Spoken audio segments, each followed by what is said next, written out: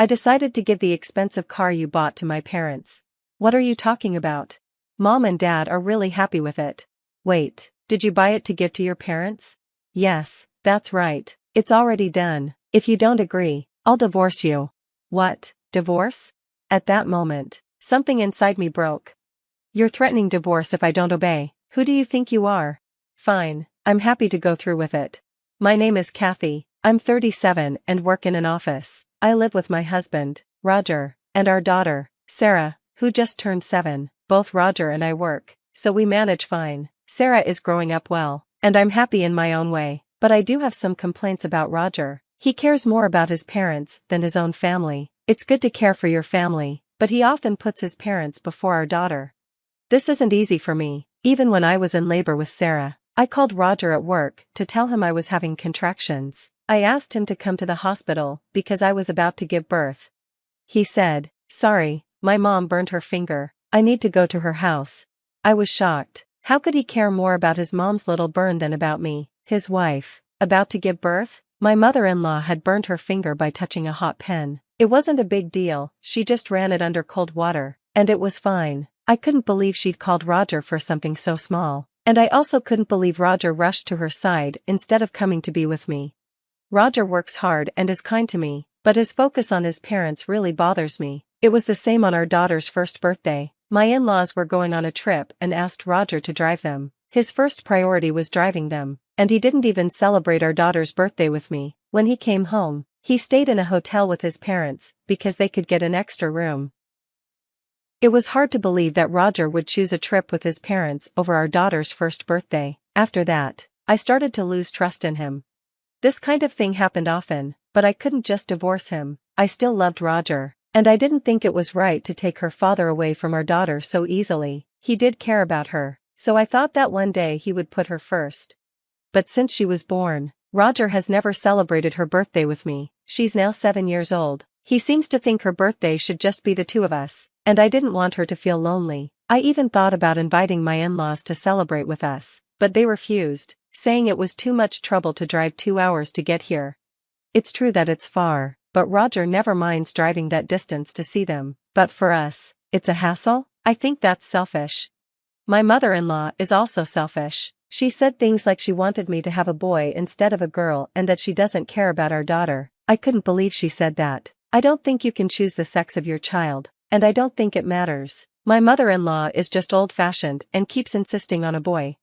The main reason Roger doesn't celebrate our daughter's birthday is that he's trying to please his mother. Roger always puts his parents first and can't say no to his mom. At one New Year's gathering at their house, my mother-in-law treated me terribly. She constantly criticized me, not just about not having a boy, but for other things too. "Kathy, why are you so slow? Look, someone has an empty cup. Why don't you pour them a drink?" She made fun of me in front of the other family members, like I was just a servant. My son is great, but his wife is a disaster. Her job is just some simple office work. How does she do that without getting tired? I've told her so many times that I'm not doing data entry. I'm an engineer, but she doesn't care. Data entry is an honest job too, and I don't understand why she looks down on it. I'm sure she sees our daughter, but she ignores her. She gives gifts to other relatives' kids, but not ours, and I'm angry at Roger for never stopping her. His daughter is being treated badly, and his wife is being disrespected, but he just laughs it off. He even says, "My wife can't do anything without me," trying to look good in front of everyone. I didn't want to take our daughter's father away from her, so I tried to stay patient, but eventually, I stopped loving Roger. Then one day, Roger asked me for a favor. "Actually, there's something I want to buy." "What is it?" "A car." "What, a car?" I was surprised. Roger never cared about cars. "Why all of a sudden?" "I just thought I could get a new one. You know, I drive to my parents' house all the time, so I thought I'd like a change. We live near a supermarket, and I don't drive much, so I thought I'd let Roger handle it." "Well, it's up to you. You use the car the most." Roger looked happy, then said with a bit of guilt, "Actually, here's the thing, I'll pick out the car, and you can pay for it." Roger wanted the car for himself but couldn't afford it, so he wanted me to pay for it. The truth is, my salary supports our family, and I don't expect Roger's salary to help. When I was on maternity leave, he didn't contribute financially at all. After I gave birth, I decided to quit my job and stay home with our daughter, but since I'm an engineer, I asked my company if I could work from home, which they allowed. So, I worked while taking care of our daughter. When she was little, I thought it was selfish of Roger to spend his money on himself while I had to pay for a new car, but when Roger is in a good mood, he does take care of our daughter, so I agreed to let him buy the car. Okay. Are you sure? Thank you. Roger was so happy. He immediately started looking at car catalogs and researching online. Since I was the one paying for it, I told him, it doesn't have to be a big car, just something for the three of us. Yeah, I know. He mumbled this, and I wasn't sure if he was really listening. He went to the dealership a few times and talked to the dealer. About 2 weeks later, Roger told me he was ready to buy the car and took me to the store. He was so excited. I sat down and waited for him to tell me what to do, and suddenly, there was the car and a contract. When I saw the car the dealer had prepared, I was shocked. It was a huge, luxury minivan. Oh my God, are we really buying this? Oh yeah, it's nice. I'm really excited. Wait, I don't think we need such a big car. I mean, if we have another baby, maybe it'll be useful, but right now, it's too big for just us. Roger kept insisting it was a good choice, but I couldn't believe how big it was. Even if we had another child, this car was way too big for our family of 4. Are we really buying this? I asked again, and Roger looked frustrated. Why do you keep saying that? You're making the dealer uncomfortable. You told me to leave it to you, I reminded him. I did, but that's the problem. It's done. Roger signed the contract. Then the dealer explained the price. I was shocked. I can't pay this all at once. We need to get a loan. What? Fine. I guess we have no choice. Roger insisted the car be in his name, so we took out a loan. I would pay the loan through his account. We bought the car that way, and it was delivered to our house. Wow, it's so cool, Roger said, excited. I thought, well, if he's happy with it, why not? Then something unexpected happened. One weekend, Roger had the car keys, and I asked if we were going somewhere. Where are we going? To my parents. All right. He was leaving our daughter behind to visit his parents again. Are you taking the new car? I asked, and Roger replied happily, yes, I'm giving it to my parents as a gift. What are you talking about? They're really happy with it. Wait, you bought the car for your parents? Yes, I did. You're kidding, right? You said you wanted the car, and I agreed. If you had told me from the start that you were buying it for your parents, I would never have allowed it. Too bad, it's already bought. It's in my name, so I'll do what I want with it. If you don't agree, I'll divorce you. Divorce? At that moment, something inside me snapped. I had been trying to stay calm for our daughter, but now I was realizing that Roger was willing to push us aside for his parents. Divorce? Who does he think he is? I decided to stand up for myself. Fine, let's get the divorce. What? I don't want you around anymore. Go back to your mom and dad. Mama's boy. I wanted to provoke him, and it worked. Roger's face turned red with anger. What? You're making fun of me? Fine, let's get a divorce right now. I'll go get the papers. Roger stormed off to the city office. While he was gone, I started packing. I called my parents and told them what happened. I asked them to come pick me up and told my daughter to pack her things too. When Roger came back, he had the divorce papers. I've got it, he said, holding up the forms. The handwriting was angry and rushed, as if he couldn't wait to get it over with. Without hesitation, I signed the divorce papers. Well, I'll file it, so you can just go. I'm going, even if you don't tell me to. Roger stormed off, his footsteps loud as he left. Why did I stay married to such a person for so long? I should have left you sooner. As he walked away, I thought to myself, it's no use crying over it now. I'm just relieved to be free from him. From now on, I'll focus on being the best single mom I can be. A few minutes after Roger left, my parents arrived. Together, we finished packing up all my things, loaded them into my parents' car, and went to their house. While this was happening, I filed the divorce papers, and just like that, my divorce from Roger was finalized. It was just a piece of paper, but once I submitted it and realized that we were no longer officially married, I felt a huge weight lift off my shoulders. I immediately started thinking about finding a new place for me and my daughter to live. About a week after the divorce, I was at my parents' house when I noticed the luxury car that Roger had bought. I walked in with my daughter and saw Roger and my ex-in-laws in the living room. My mom saw us and quickly took our daughter to another room. I walked into the living room, and Roger, looking panicked, immediately started talking to me. "Oh, Kathy, what's the insurance for that car?" Roger seemed frantic as he asked, "What are you doing here? Why are you barging into our house like this?" I replied coldly, "And why are my ex-parents-in-law raising their voices? We don't want to be here either." My ex-mother-in-law snapped, "We came because of the situation, didn't we? Why are you yelling at us?" My dad, quietly furious, responded, "If that's the case, can you please leave? You're strangers to us now. We'll call the police if we need to." My ex-in-laws fell silent, clearly startled. Roger, still trying to get control, said, "Hey Kathy, what's going on with the insurance payments?" I sighed in frustration. "Did you forget what you said when you signed the contract? You insisted it be in your name. You bought the car and took out the loan in your name, so you're responsible for the insurance, too." My words made Roger and his parents look pale. Roger had insisted on putting everything in his name, but now he was facing the consequences of his choices. "I didn't even want that car," I added. "He's the one who chose it, so it's his responsibility to pay for everything." It turned out that Roger and his parents had gotten so excited about the car that they drove it recklessly. They had crashed the front of the car into a wall during a trial drive. When I got home and saw the car parked, I noticed I couldn't see the front of it. It looked like the car was already showing signs of the damage from their actions. Since I wasn't paying close attention, Roger and his parents came to me for help with the car insurance. Since the car was still owned by the loan company, they would have to get it fixed under their name. Without insurance, they were responsible for all the repair costs, including the guardrail they damaged. I couldn't imagine how much it would cost to repair a luxury car, but I knew it would be expensive. In the end, Roger and his parents returned the car and were hit with a hefty repair bill. After that, I started receiving a lot of emails from Roger asking if we could get back together. One of his messages said he couldn't pay rent or utility bills and had to move back in with his parents. But his parents were treating him harshly because of the car incident. Now he doesn't want to stay at their place, but he can't live on his own due to his debts.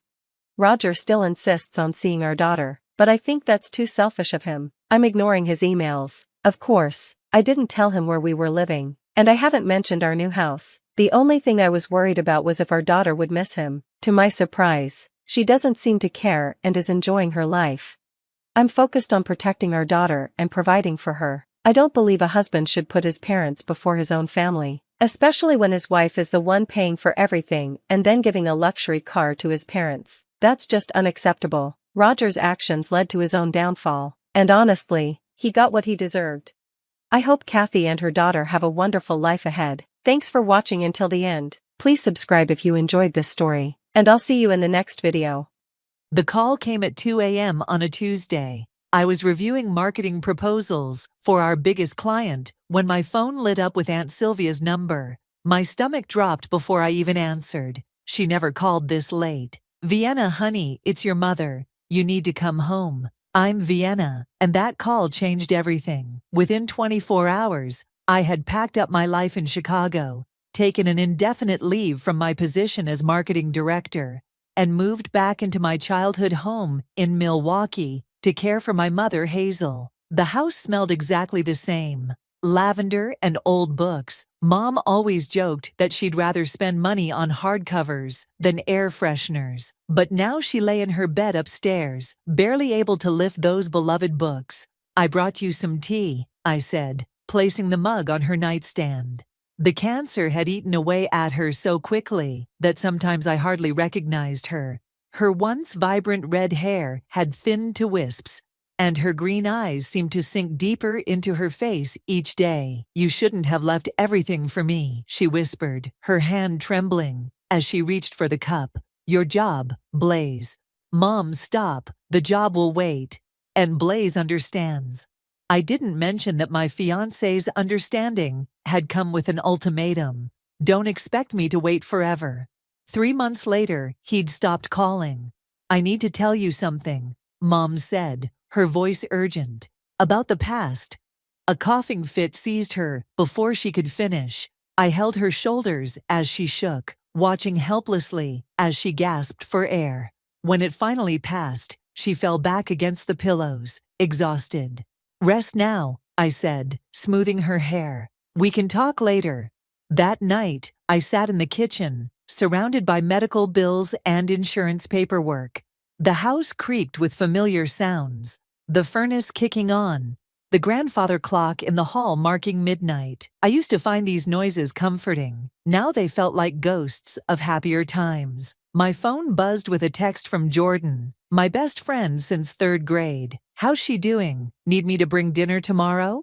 Thanks, but I'm okay. I typed back, just trying to figure out how long I can stretch my savings. I hadn't told anyone that I'd already drained my 401k. Mom's treatment costs were astronomical, and her insurance barely covered half. But she'd given me everything growing up, working 2 jobs after Dad left, never missing a dance recital or parent-teacher conference. This was the least I could do. A sound from upstairs made me freeze. Mom was talking in her sleep again, something she'd started doing recently. I'm sorry, she mumbled as I approached her bed. I'm so sorry, Vienna. Braden, I should have. I leaned closer, but the rest was unintelligible. Who was Braden? Another mystery to add to the growing list of things that didn't make sense lately. The next morning, I found her staring at an old photo album.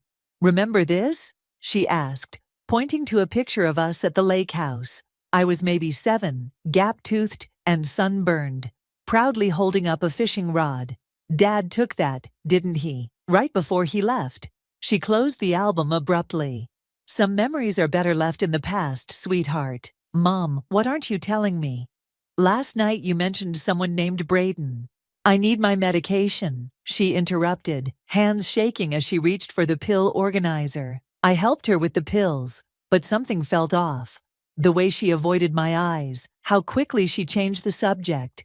It was like watching a door slowly close, one I hadn't even known was open. Later that day, Aunt Sylvia stopped by with groceries. I caught her and Mom whispering in the bedroom, their conversation stopping abruptly when I entered. Just discussing old times, Aunt Sylvia said, too brightly. You know how we get, but I saw the tear tracks on Mom's cheeks, the way her hands clutched a piece of paper that disappeared under her pillow as soon as I walked in. That night, as I lay in my old bedroom staring at the glow-in-the-dark stars I'd stuck on the ceiling at 13, I couldn't shake the feeling that I was missing something huge. Mom's mysterious apologies, the name Braden, the secretive conversations with Aunt Sylvia. It all pointed to something hidden, something that made my chest tight with anxiety. I pulled out my phone and opened Google, fingers hovering over the keyboard. What exactly was I looking for? What questions should I even be asking? And more importantly, with Mom's health declining so rapidly, did I really want to know the answers? The grandfather clock struck midnight, its chimes echoing through the quiet house. Somewhere down the hall, Mom started talking in her sleep again, her words too faint to make out, but heavy with what sounded like regret. The next few weeks fell into a rhythm of doctor's appointments, medication schedules, and sleepless nights. I learned to measure time not by hours, but by Mom's good days and bad days. Your mother's declining faster than we anticipated, Dr. Roberts said during one of our weekly visits. You might want to start making arrangements. I gripped the edge of his desk. How long? Weeks, maybe days. That evening, I found Mom sorting through her jewelry box, her fingers trembling as she picked through old necklaces and rings. Come here, sweetheart. She patted the bed beside her. I want you to have my sapphire pendant. Your father gave it to me when… She stopped abruptly, frowning at a small key buried beneath the jewelry. What's that for? I asked. She closed her hand around it. Nothing important, just an old safety deposit box. But her voice shook, and I caught that familiar flash of guilt in her eyes. Mom, please, whatever you're hiding. Vienna, she cut me off, suddenly looking more alert than she had in weeks. There are things you don't understand, things I've done. I only wanted to protect you. Before I could press further, she started coughing violently. I reached for her water glass, but she waved it away, struggling to catch her breath. Then her eyes went wide, and she clutched her chest. Mom? Mom! The next hours passed in a blur of ambulance sirens, hospital corridors, and doctors speaking in hushed tones. By sunrise, I was sitting alone in a plastic chair, staring at my mother's empty bed, while a nurse explained something about death certificates and funeral homes. Aunt Sylvia arrived first, wrapping me in a hug that smelled of cigarettes and vanilla. "Oh, honey," she whispered. "I'm so sorry." Jordan came next, bringing coffee and staying silent. She always knew when words weren't enough. My boss, Simone, sent flowers with a note, promising my job would be waiting whenever I was ready. The funeral was small, just how Mom would have wanted it. I stood between Aunt Sylvia and Jordan as they lowered the casket, feeling hollow and numb. But it wasn't until the will reading 3 days later that my world truly fell apart. Otis, Mom's lawyer, met me in his downtown office. The room felt too warm, and his bow tie was slightly crooked, details my brain fixated on as he shuffled through papers. "Before we begin," he said, adjusting his glasses, "your mother wanted me to give you this." He handed me an envelope with my name written in Mom's elegant script. My hands shook as I opened it. "My dearest Vienna, by the time you read this, I'll be gone. I know you'll have questions, so many questions. The truth is, I've made mistakes, terrible mistakes that I've spent years trying to make right. Please try to understand that everything I did was to protect both you and Braden. Yes, Braden, your brother. Otis will explain everything. I'm so sorry for the pain this will cause you. Know that I love you more than life itself, even if my actions don't show it. Mom." I looked up at Otis, my vision blurring. "Brother? What brother?" He cleared his throat. "Braden Kelly, your mother's son from an affair she had 30 years ago, and the sole beneficiary of her estate." The room tilted sideways. "What? The house, her savings, everything goes to Braden. She was very specific about this in her will. But I'm her daughter." I stood up so quickly my chair toppled backward. "I gave up everything to care for her, and you're telling me she left everything to some secret love child I've never even met?" "There's more," Otis said quietly. "Braden doesn't know about any of this. He doesn't even know Hazel was his mother." I laughed, a harsh, bitter sound that didn't seem like it could have come from me. "So she not only cut me out of the will, but left everything to someone who doesn't even know she existed. This has to be a joke. Your mother had her reasons." "Her reasons?" I snatched up my purse. "Her reasons for lying to me my entire life. For watching me drain my savings to care for her while she had a secret son and a secret will."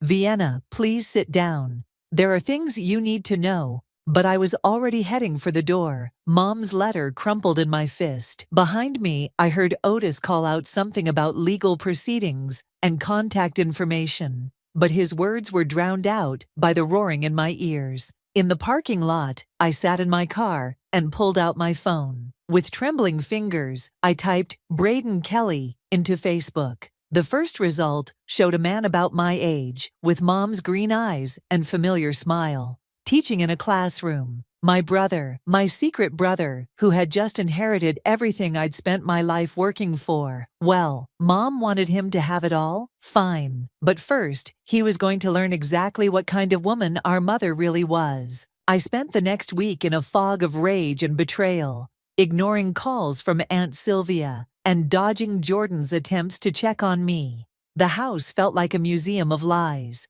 Every photo, every memento now suspect. I couldn't look at anything without wondering what other secrets it held. My phone buzzed again. "Jordan." For the third time today. Finally, I answered. "You can't hide forever," she said, before I could speak. "I'm coming over with wine." An hour later, we sat on the floor of my childhood bedroom, surrounded by boxes I'd started packing. "I just can't believe she'd do this," I said, taking another swig straight from the bottle. 30 years of lies. And now some stranger gets everything. Jordan picked up a framed photo from one of the boxes. "Have you looked him up?"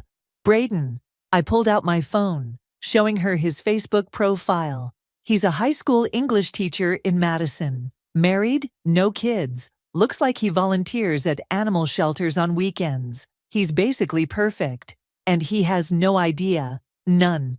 I grabbed another box, this one full of Mom's old papers, but he's about to find out.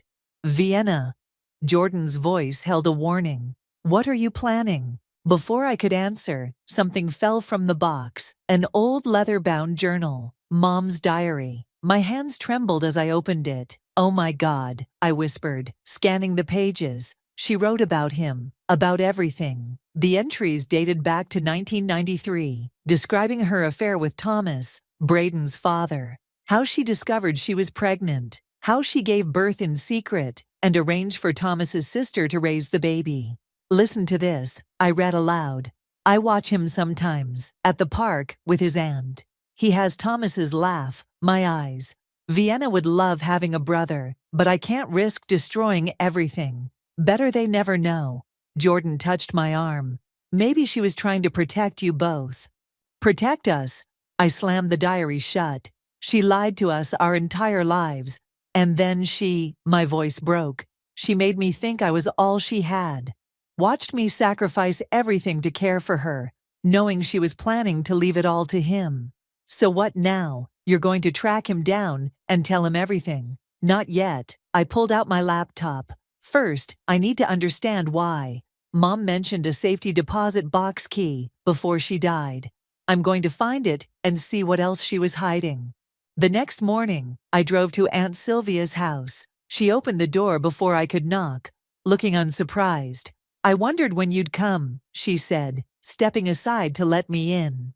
Otis called me after the will reading. Her living room was cluttered with family photos, including several I'd never seen before. One caught my eye, Mom at what looked like a school graduation, standing far in the background. That's Braden's high school graduation, Aunt Sylvia said quietly. Your mother went to every important event in his life, always keeping her distance. You knew? I spun to face her. All this time? She sank into her armchair, suddenly looking older. I helped her arrange everything with Thomas's sister. It was different back then, Vienna. A married woman having an affair, a secret child. It would have ruined all of you. So you helped her lie, for 30 years. I helped her protect her family. Both her families. She reached for her purse, pulling out a small key. She gave me this last month. Said you'd come looking for it eventually. The safety deposit box key. I grabbed it, my hand shaking. What else do you know? Only that whatever's in that box changed everything for her. It's why she rewrote her will. She caught my arm as I turned to leave. Vienna, wait.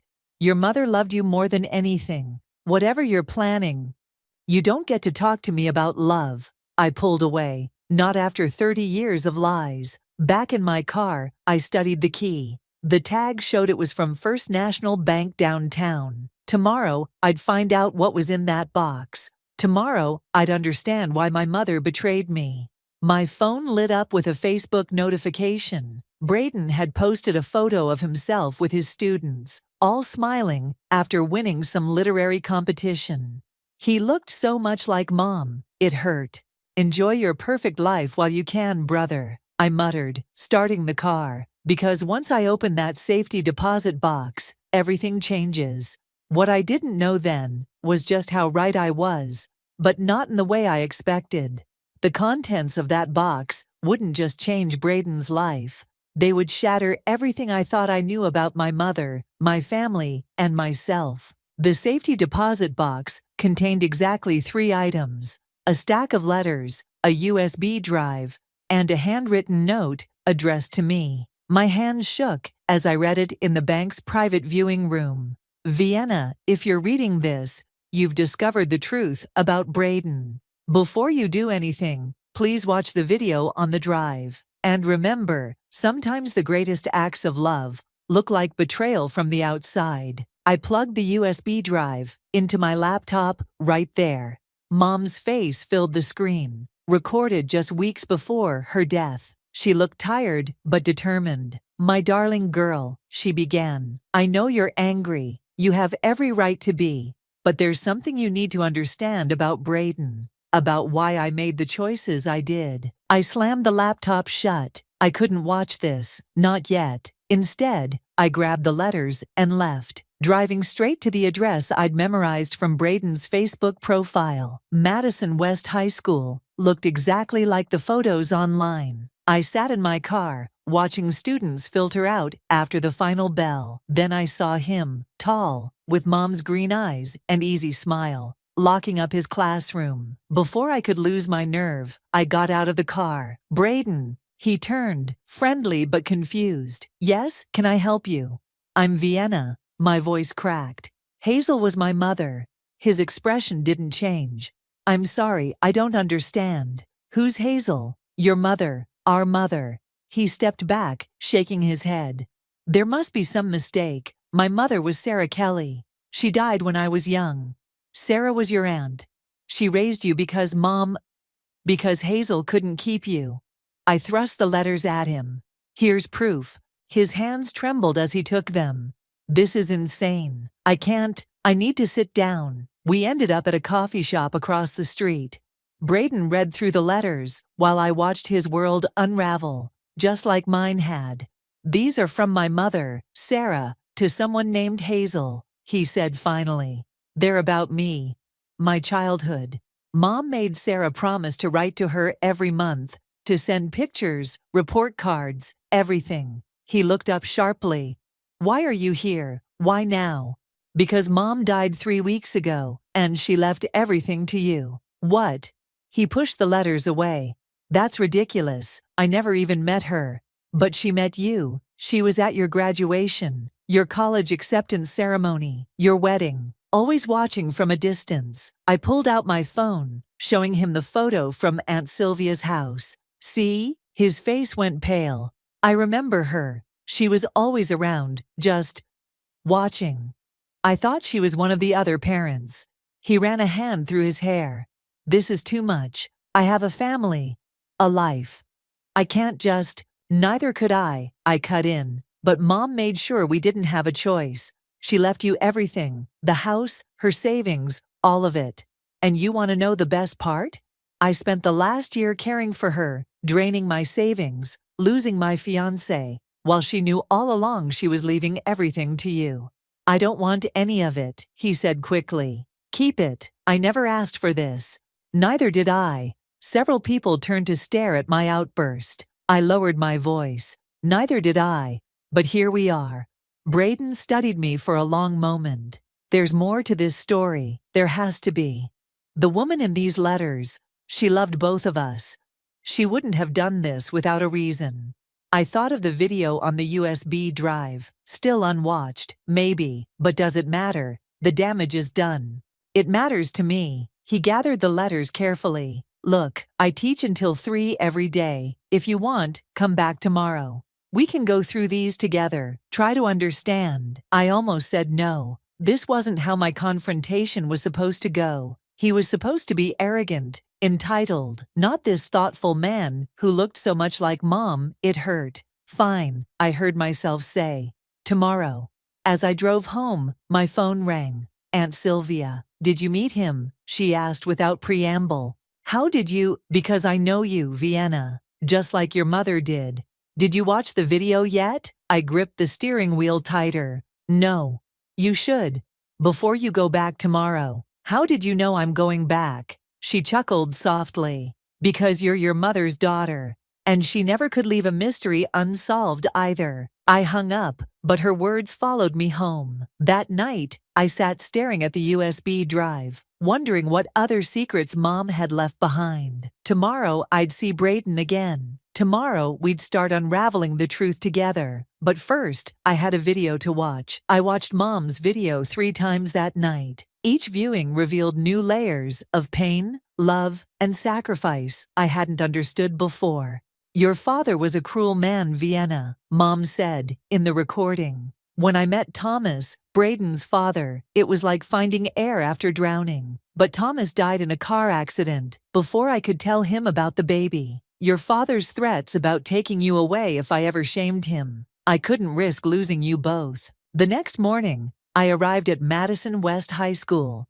just as Braden was finishing his class. Through the window, I watched him joking with students, his gestures mirroring Mom's so perfectly, it made my chest ache. "Ready?" he asked when he saw me. I know a quiet place where we can talk.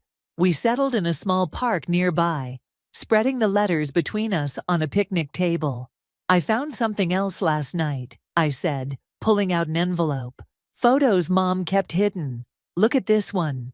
The photograph showed Mom holding baby Braden in a hospital room, tears streaming down her face. On the back was written, "My son, my secret, my heart, 1993. She loved you," I said quietly. "That's clear in everything I've found." Braden touched the photo gently. "Then why give me up? Why never tell me?" "Because of my father. Watch this." I played him part of Mom's video on my phone. His face darkened as he listened to Mom describe my father's abuse, his threats, the impossible choice she faced. "She protected you from him," he said when it ended. "Both of us, really. But why leave everything to you now? Why put me through caring for her just to—" "Vienna." Aunt Sylvia's voice cut through the park. She hurried toward us, clutching her purse. "Thank God I found you both. How did you know we'd be here?" "Jordan told me." She sat down heavily, out of breath. "There's something you need to know. Something your mother made me promise to tell you both when the time was right." She pulled out a thick envelope. "Your mother didn't just leave everything to Braden. She left it to both of you, together." "What?" I grabbed the envelope, scanning the documents inside. "But Otis said—" "Otis told you what your mother instructed him to say. She knew you, Vienna, knew you'd need to understand the whole story before you could accept sharing your inheritance. And she knew you'd need to meet Braden, to see the kind of man he became. So this was all some elaborate setup?" I felt my anger rising again. "Another manipulation?" "No," Braden said suddenly. "It was a gift." He pointed to one of the letters we'd been reading. "Look at the date. She wrote this the day after my wedding, when she watched from afar. My greatest regret is that my children will never know each other, never understand the love that kept them apart, was the same love that could bring them together." Aunt Sylvia nodded. "She spent 30 years protecting you both from your father's cruelty. But in the end, she wanted to give you what she never could before, each other." I stared at the inheritance papers, the house, the savings. Everything was to be shared equally. But only if Braden and I could work together to settle the estate. "There's more," Aunt Sylvia said. "Your mother left letters for both of you, explaining everything. But she was clear, you have to read them together." She handed us each an envelope, then stood. "I'll leave you to it. But remember, your mother's greatest wish was for her children to find in each other what she could never give you herself, the truth, and a chance at real family." As she walked away, Braden and I sat in silence, holding our unopened letters. "Well," he said finally, "should we read them?" I looked at him, this stranger who was my brother, this man who shared my mother's eyes and my own sense of loss. "Together." He nodded. Together, we opened our letters simultaneously. Mom's familiar handwriting filled the pages, but these weren't just explanations or apologies. They were stories, stories of our childhoods, parallel lives she'd watched over, moments she'd treasured from afar. And at the end of each letter was the same message. The inheritance isn't about money. It's about healing. It's about taking the broken pieces of our family and building something new, something honest, something yours. I looked up to find Braden watching me, his eyes, our mother's eyes, filled with tears. "So," he said softly, "what do we do now?" The answer came easier than I expected. "We start over. We learn to be siblings. We figure out what family means without the secrets." He smiled, Mom's smile.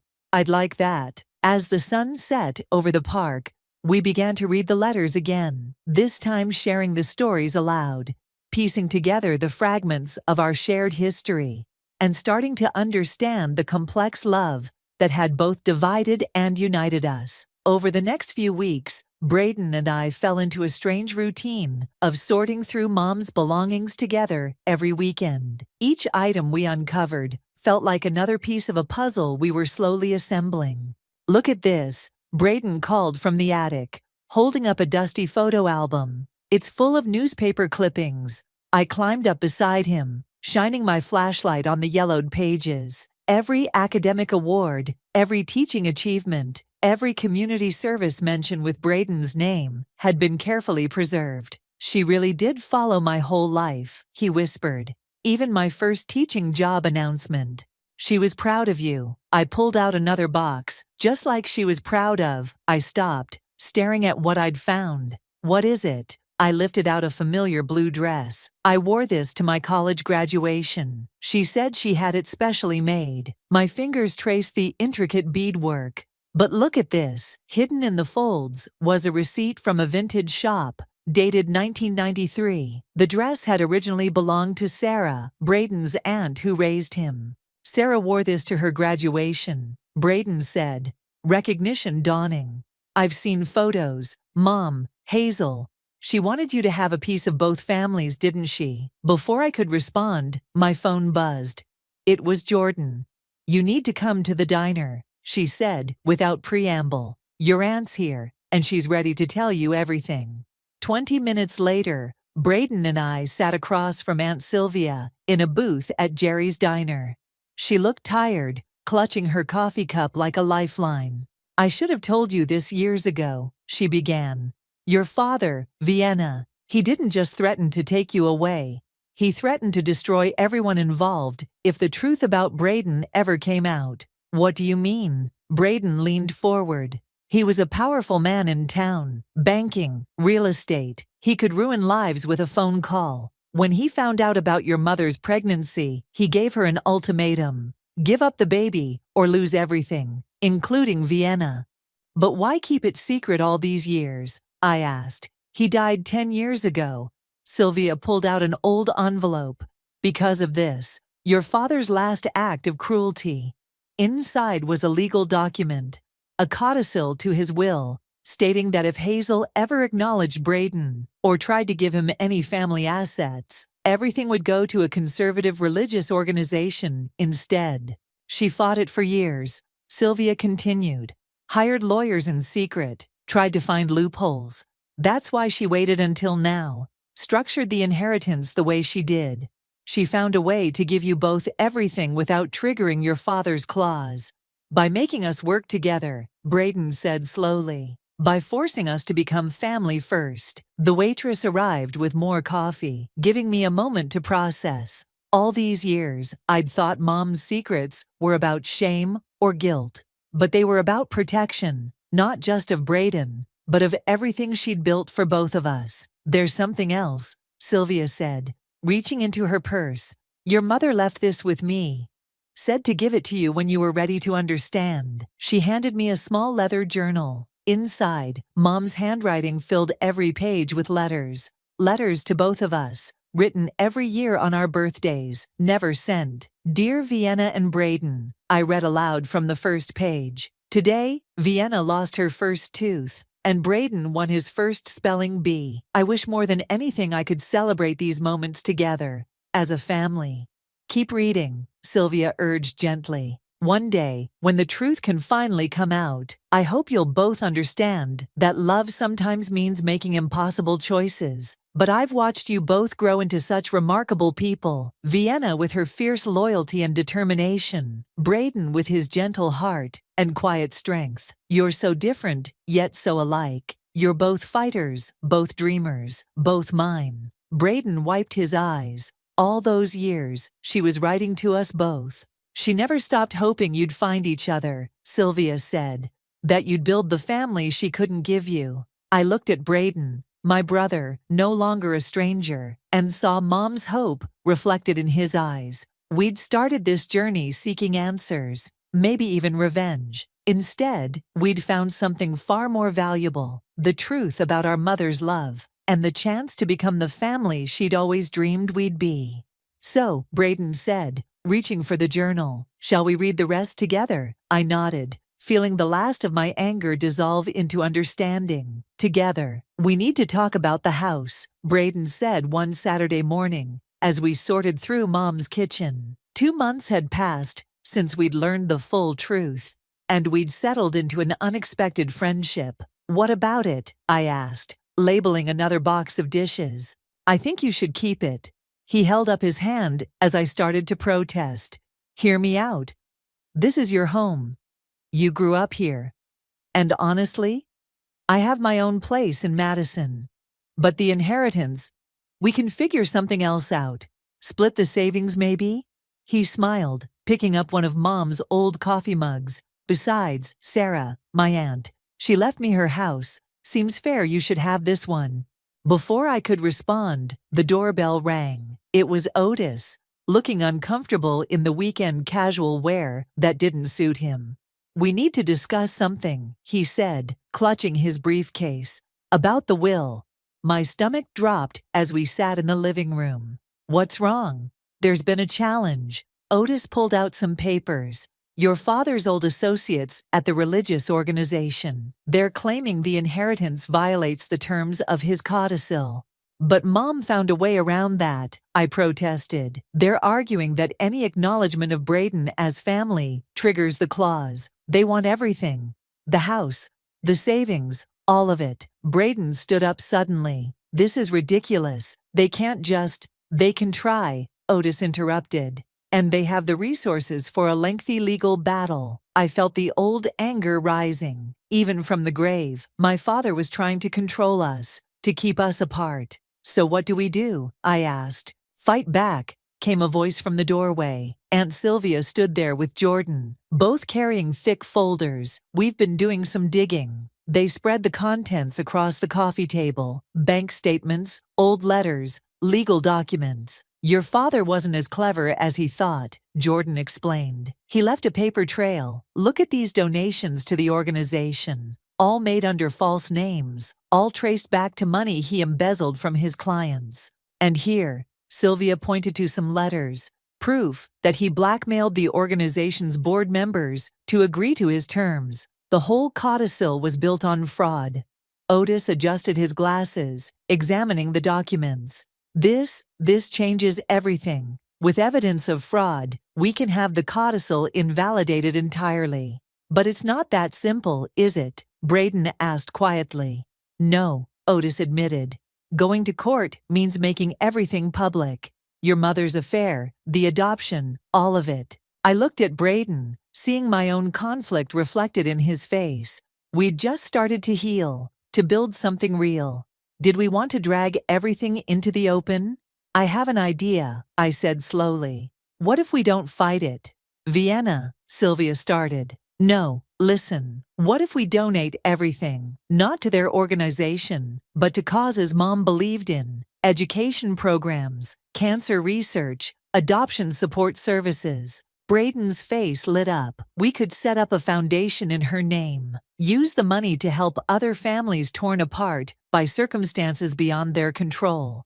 Can we do that? I asked Otis. He was already flipping through his papers. Actually, yes. If you both agree to donate the assets voluntarily, the codicil becomes irrelevant. They can't challenge what you've already given away. It's perfect, Jordan said. Your father wanted to use the money to divide people. You'll use it to bring them together instead. I looked around the room, at Braden, my brother who'd become my friend, at Sylvia and Jordan, who'd helped uncover the truth, at Otis, who'd kept Mom's secrets until the right time. Mom's last letter said the inheritance wasn't about money, I said. It was about healing, about building something new. Braden nodded. So we'll build something that helps others heal too. Your mother would be proud, Sylvia whispered, wiping her eyes. Later that evening, Braden and I sat on the porch steps, watching the sunset just like Mom used to do. You know what's funny, he said. When you first showed up at my classroom, I thought my life was about to fall apart. Instead, it finally feels complete. I leaned against his shoulder, feeling the truth of his words. Mom knew what she was doing, didn't she? Making us work together, forcing us to understand each other before we could understand her. She gave us the greatest inheritance possible, he agreed. She gave us each other. As the sky turned purple and gold, I thought about how far we'd come from that day in Otis's office when I'd wanted revenge. Mom had known all along what I'd eventually learn, that the real power wasn't in getting even, but in rising above, in building something beautiful from the ashes of the past. Ready? Braden asked, adjusting his tie as we stood outside the community center. Almost. I smoothed the wrinkles from the blue vintage dress, Sarah's dress, Mom's gift, that I'd chosen to wear today, just nervous. Through the windows, I could see the crowd gathering for the launch of the Hazel Foundation. Local press, community leaders, and families who would benefit from our programs filled the seats. "They're ready for you," Jordan said, poking her head out. Full house. Braden squeezed my hand as we walked to the podium. The familiar faces in the audience gave me strength. Aunt Sylvia in the front row, Otis with his slightly crooked bow tie, even my old boss, Simone, who'd helped develop our outreach strategy. "Welcome," I began, my voice steady. "Many of you knew our mother, Hazel, as a quiet woman who loved books and kept to herself. What you didn't know was that she spent 30 years protecting a secret that would ultimately bring her children together." Braden stepped forward. "We're here today not just to launch a foundation, but to share a story about love, forgiveness, and the true meaning of family." As we took turns explaining the foundation's mission, supporting families separated by circumstances, funding education initiatives, and providing legal aid to parents fighting to keep their children, I watched the audience's reactions. There were tears, nods of understanding, and moments of surprised recognition as people pieced together the truth about Mom's past. "Every dollar that could have torn us apart," Braden said, "will now help bring other families together." After the presentation, during the reception, a young woman approached us clutching a pamphlet. "My sister and I," she hesitated. "We were separated in foster care 15 years ago. Your legal aid program, could it really help us reconnect?" "That's exactly what it's for," I smiled, thinking of Mom. Sometimes families just need a second chance to find each other. Later, as we packed up the remaining materials, Aunt Sylvia handed me an envelope. "Found this in your mother's old recipe box this morning," she said. "It's addressed to both of you, dated the day before she died." Braden and I sat in the empty auditorium to read it together. "My dearest children, by now you've discovered not just each other, but the truth about why I kept you apart. What you might not understand is that every day of separation was also a day of preparation, preparing you both to be strong enough, wise enough, and loving enough to heal our broken family when the time came. Vienna, your fierce loyalty and determination helped you care for me until the end, even when it cost you everything. Braden, your compassionate heart and gentle spirit made you the kind of teacher who changes lives. Together, you possess everything needed to turn our family's pain into purpose. I'm leaving you my greatest burden, but also my greatest hope. The money, the house, they're just things. The real inheritance is the chance to right my wrongs, to help other families avoid our fate, and to become the siblings you were always meant to be. I love you both, eternally and completely, Mom." "She knew," Braden said softly. "She knew we'd choose this path."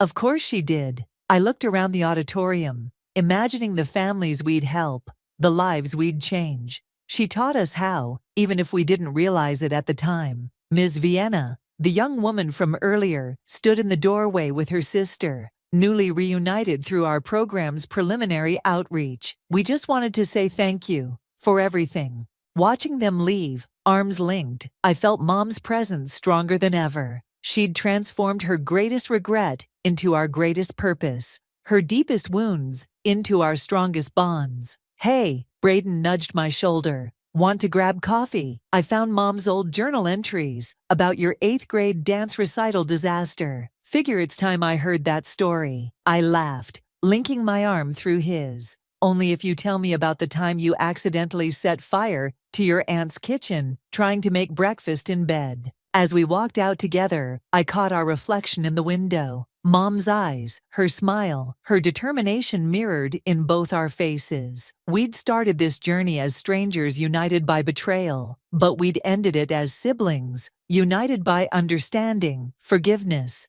and a shared mission to help others find what we'd found. The truth that family isn't just about blood or inheritance, but about the choices we make and the love we choose to give. Behind us, the foundation's new logo glowed softly. A simple heart formed by two intertwined hands, with Mom's favorite quote beneath it, "Love finds a way." And she'd been right. It had. The day my mother died, my father gave my bedroom to Renee.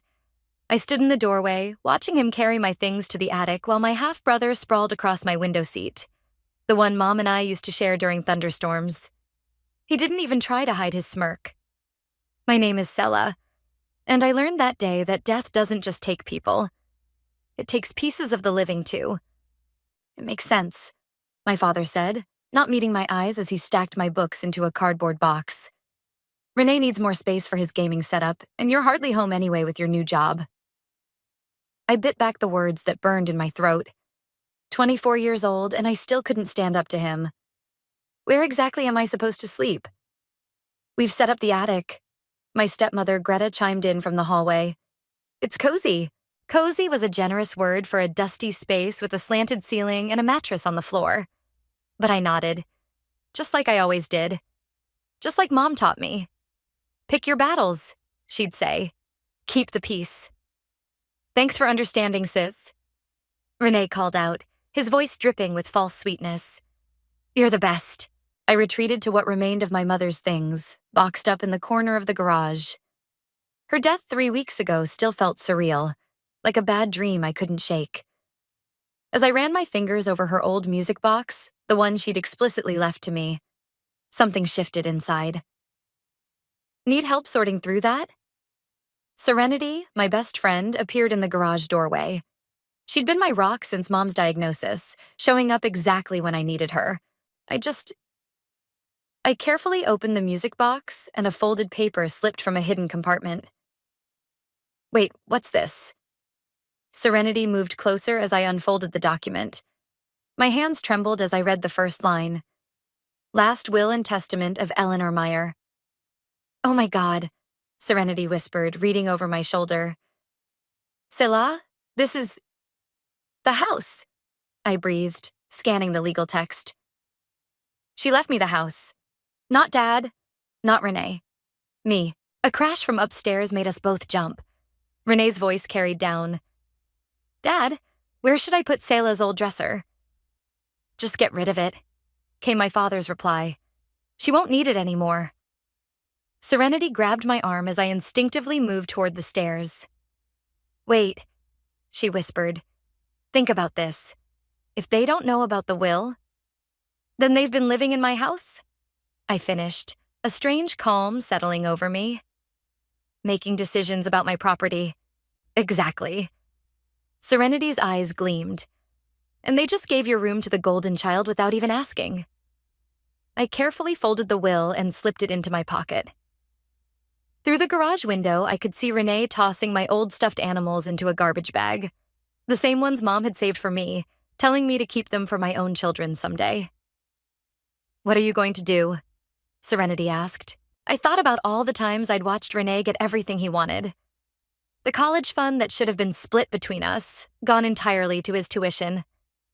The family dinners where my father barely acknowledged my presence. The way they'd pushed me into the background of my own life, like a piece of furniture they'd rather not look at. Nothing, I said, closing the music box with a decisive click. Not yet. Not yet?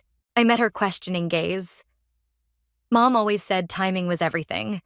She taught me to play chess, you know? Said life was just like it. You have to think 3 moves ahead. Upstairs, I could hear Renee laughing about something with my father.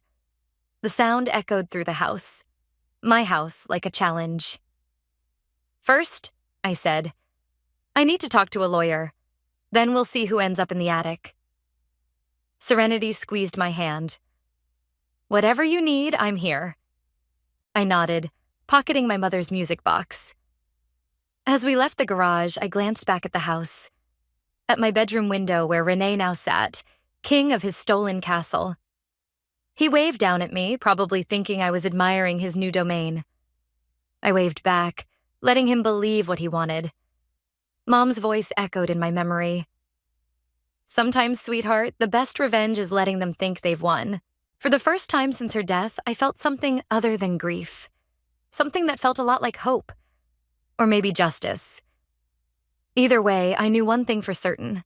This house wasn't the only thing about to change hands. "This is definitely legitimate," Tessa said, adjusting her glasses as she examined the will. The law office buzzed with quiet activity around us, but her focused expression never wavered. "Your mother had this properly witnessed and notarized. The house is yours, Sela." I gripped the armrests of my chair.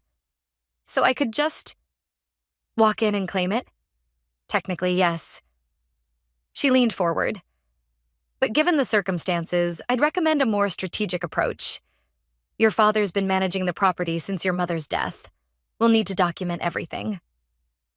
Serenity, who'd insisted on coming with me, spoke up from the chair beside me.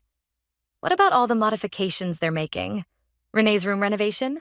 Every change they make without the legal owner's consent strengthens our case," Tessa replied, making notes. "Though I have to ask, why didn't your mother tell anyone about this?"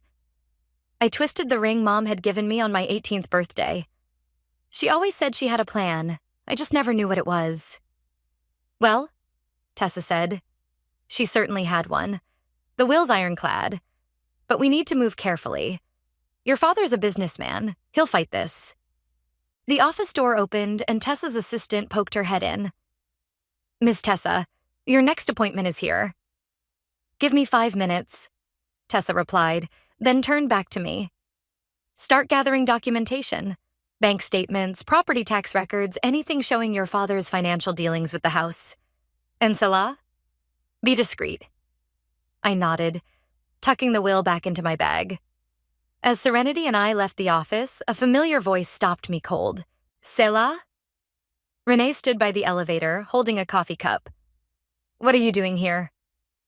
My heart hammered, but I kept my voice steady. "Estate planning. Mom's death got me thinking about the future." He raised an eyebrow. "In a law office? Where else would you do estate planning, genius?" Serenity cut in, pressing the elevator button repeatedly. Renee's eyes narrowed. "Does Dad know you're here?" "I wasn't aware I needed his permission to manage my affairs," I replied, stepping into the elevator. "How's my room working out for you?" The doors closed on his suspicious face. Serenity let out a breath. "That was close." "He'll tell Dad." "So what? You're an adult. You can visit any lawyer you want." We emerged onto the street, the summer heat hitting us like a wall. "Let's get coffee," Serenity suggested. "Plan our next move." At the cafe across the street, I stirred my iced latte while Serenity pulled out her phone. "Okay, we need to be systematic about this. What records would your mom have kept?" "Her study," I said suddenly. "Dad packed everything into boxes, but they're still in the basement. She was meticulous about paperwork." "Perfect. When can we get in there?" "Friday. Dad and Greta have their weekly dinner with the country club board. Renee never misses his gaming tournament at the arcade." Serenity grinned. "Sounds like a date." My phone buzzed. "Dad." I showed Serenity the screen. "Answer it," she mouthed. "Act normal." I took a deep breath and picked up. "Hi, Dad. Renee tells me he saw you at Harrison and Associates." His voice was carefully controlled. "Something you want to tell me?" "Just getting some paperwork in order. Mom's death made me realize I should be more responsible about these things." A pause. "Which lawyer did you speak to?" "I didn't." I lied smoothly. "Just picked up some forms. Why?" Another pause. "No reason. Will you be home for dinner?" "Can't. Working late." I hadn't slept in that house since they'd moved me to the attic. My apartment might be small, but at least it was mine. "Fine." He hung up without saying goodbye, as usual. Serenity reached across the table and squeezed my hand. "You okay?" "He's worried," I said, putting my phone away. "He knows something's up. Good. Let him worry. Let him wonder what his perfect little world would look like if someone pulled the rug out from under him." I thought about Mom's study, about the boxes of documents waiting in the basement, about all the times Dad had dismissed me, pushed me aside, treated me like an afterthought while Renee basked in the spotlight. Friday, I said firmly. We go through those boxes, and then we show them exactly who they're dealing with. Serenity finished, raising her coffee cup in a mock toast. As we clinked our cups together, my phone buzzed again. A text from Renee. Whatever you're planning, sis, don't forget who Dad's favorite is. I showed Serenity the message. She snorted. He has no idea, does he? No, I said, deleting the message. But he will. Friday night arrived with a summer storm, rain drumming against the basement windows as Serenity and I sifted through Mom's boxes.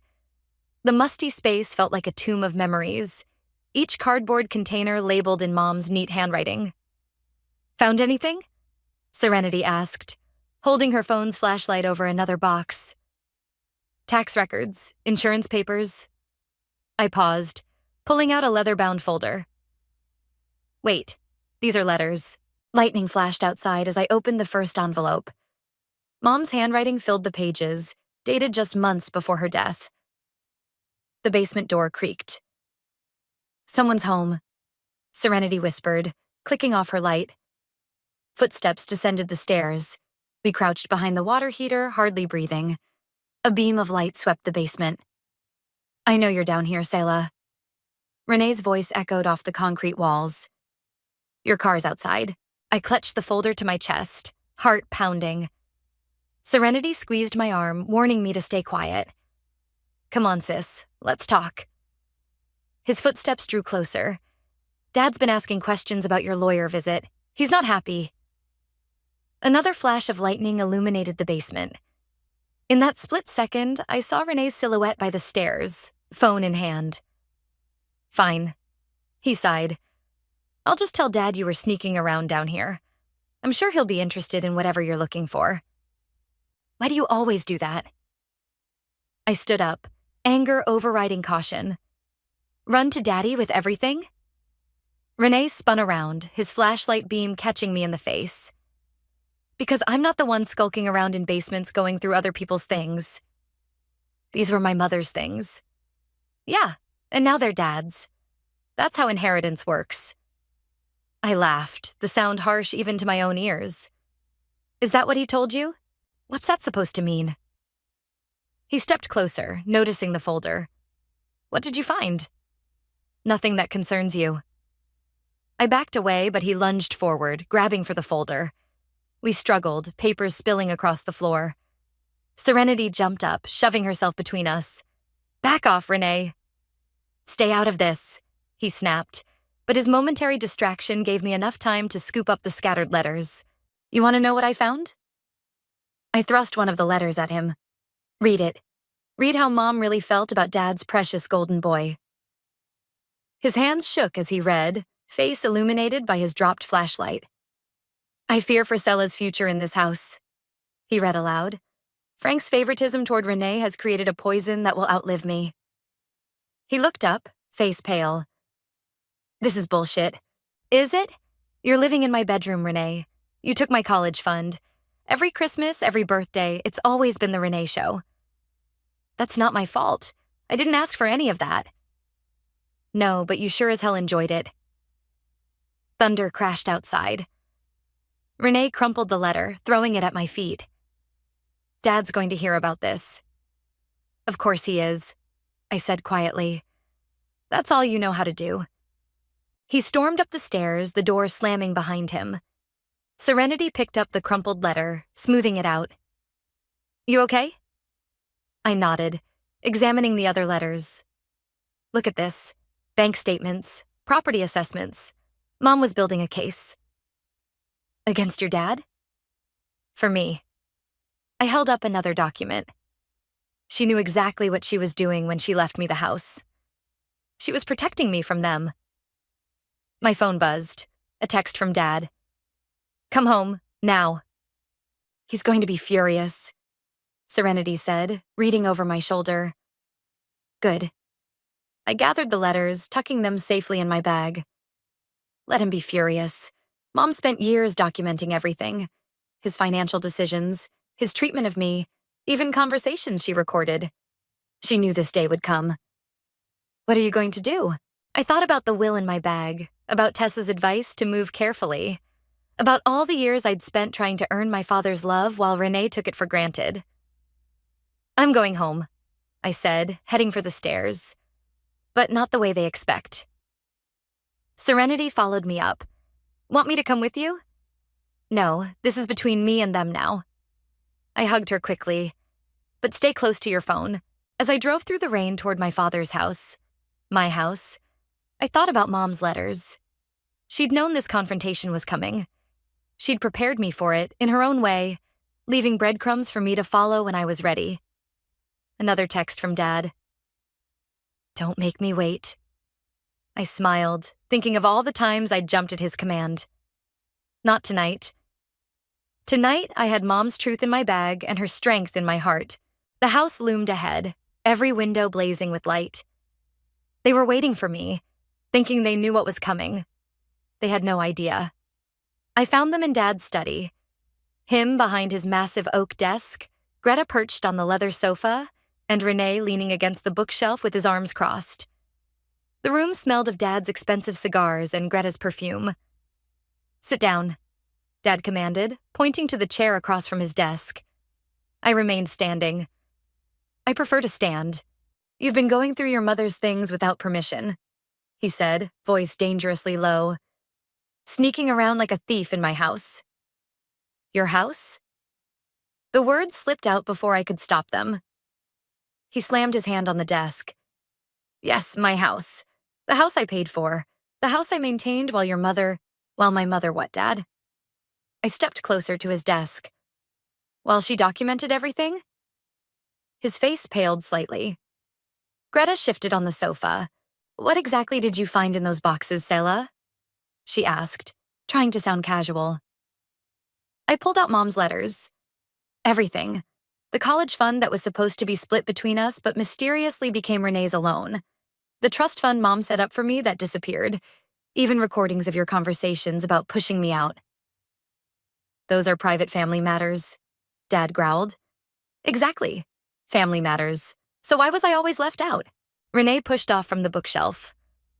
Oh, come on. You're not still bitter about the college thing, are you? You needed? I spun to face him. I worked 3 jobs to put myself through school while you partied your way to a degree you never even used. That's enough. Dad stood up. I made decisions based on what was best for this family. Best for your new family, you mean? I pulled out another letter. Mom saw it all. She knew what you were doing. Your mother was sick. Greta cut in. She wasn't thinking clearly near the end. A knock at the front door interrupted us.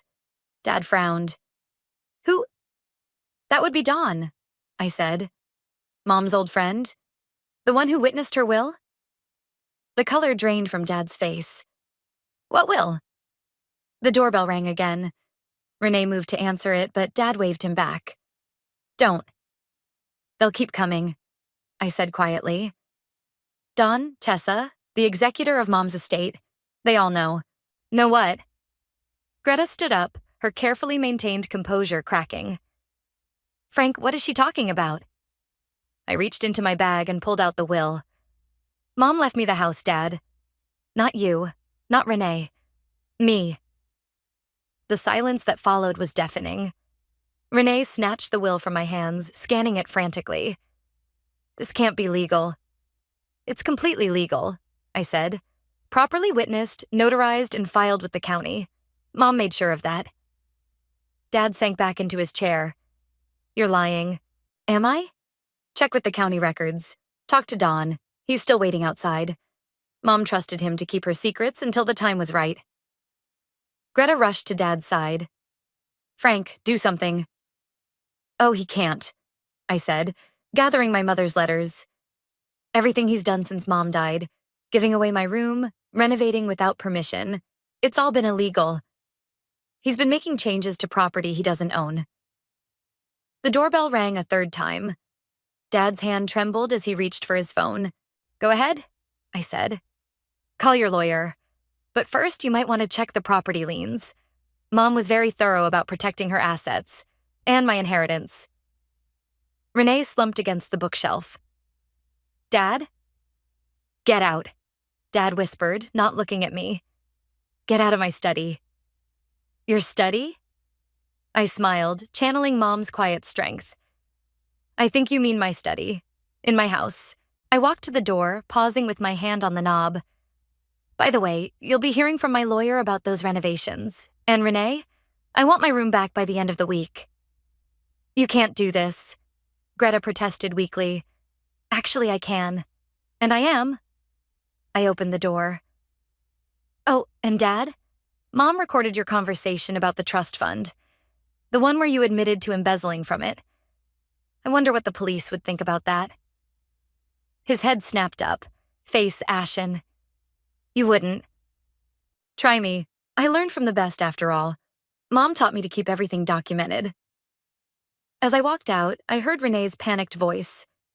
Dad, what are we going to do?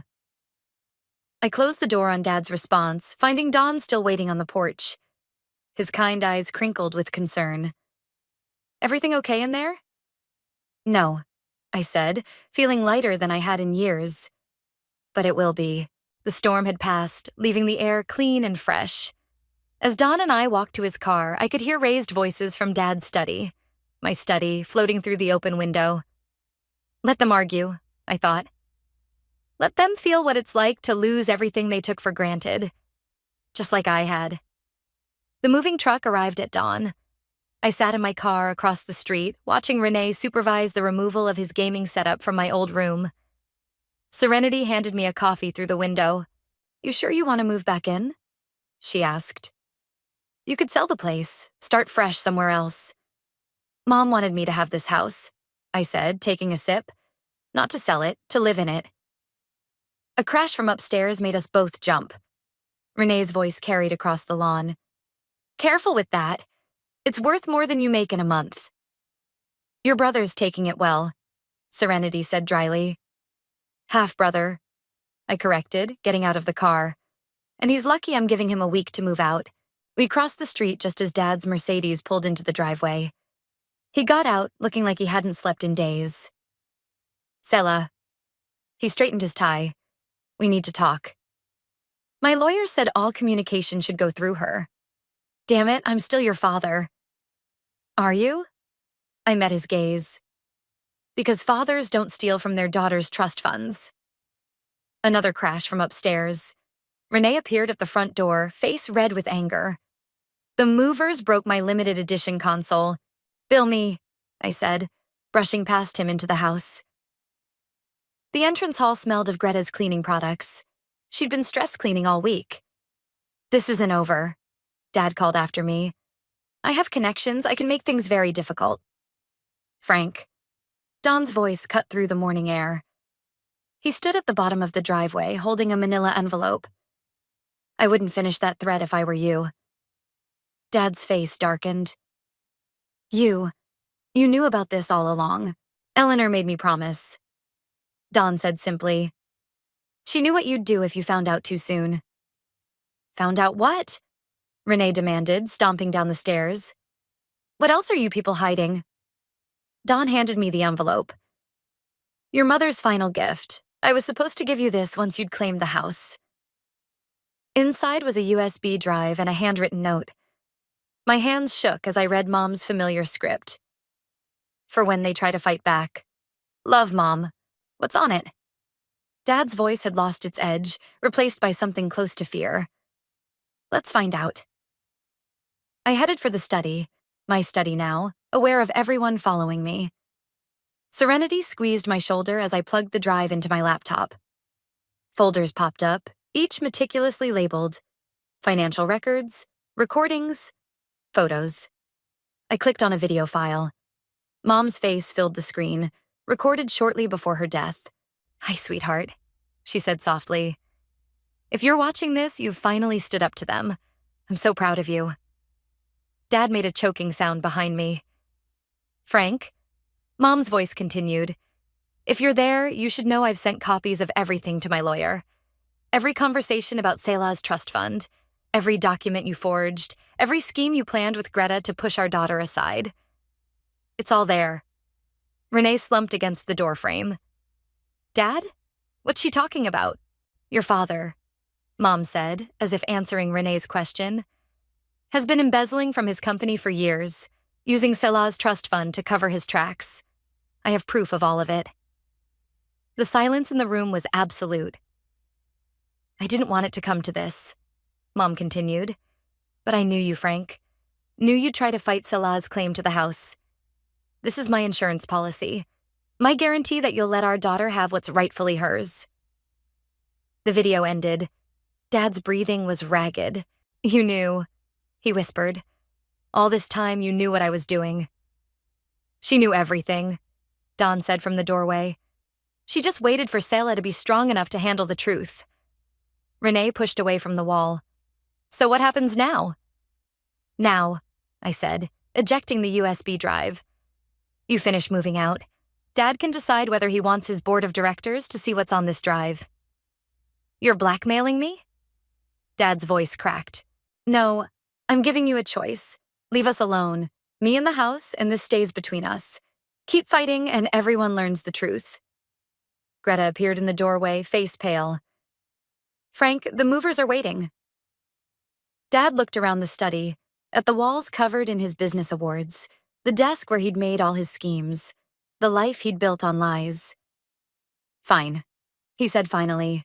Keep the house. Keep your mother's secrets. But don't expect anything else from me. I stopped expecting anything from you a long time ago. He left without another word. Renee lingered, looking lost. I really didn't know, he said quietly, about any of it. I believe you, I replied, but you still benefited from it. And now that's over. He nodded slowly, then followed our father out. Serenity put her arm around me. You okay? I looked at Mom's face, frozen on the laptop screen. She'd known this day would come, had prepared me for it in her own way. Yeah, I said. I think I finally am. The first night in my reclaimed bedroom, I couldn't sleep.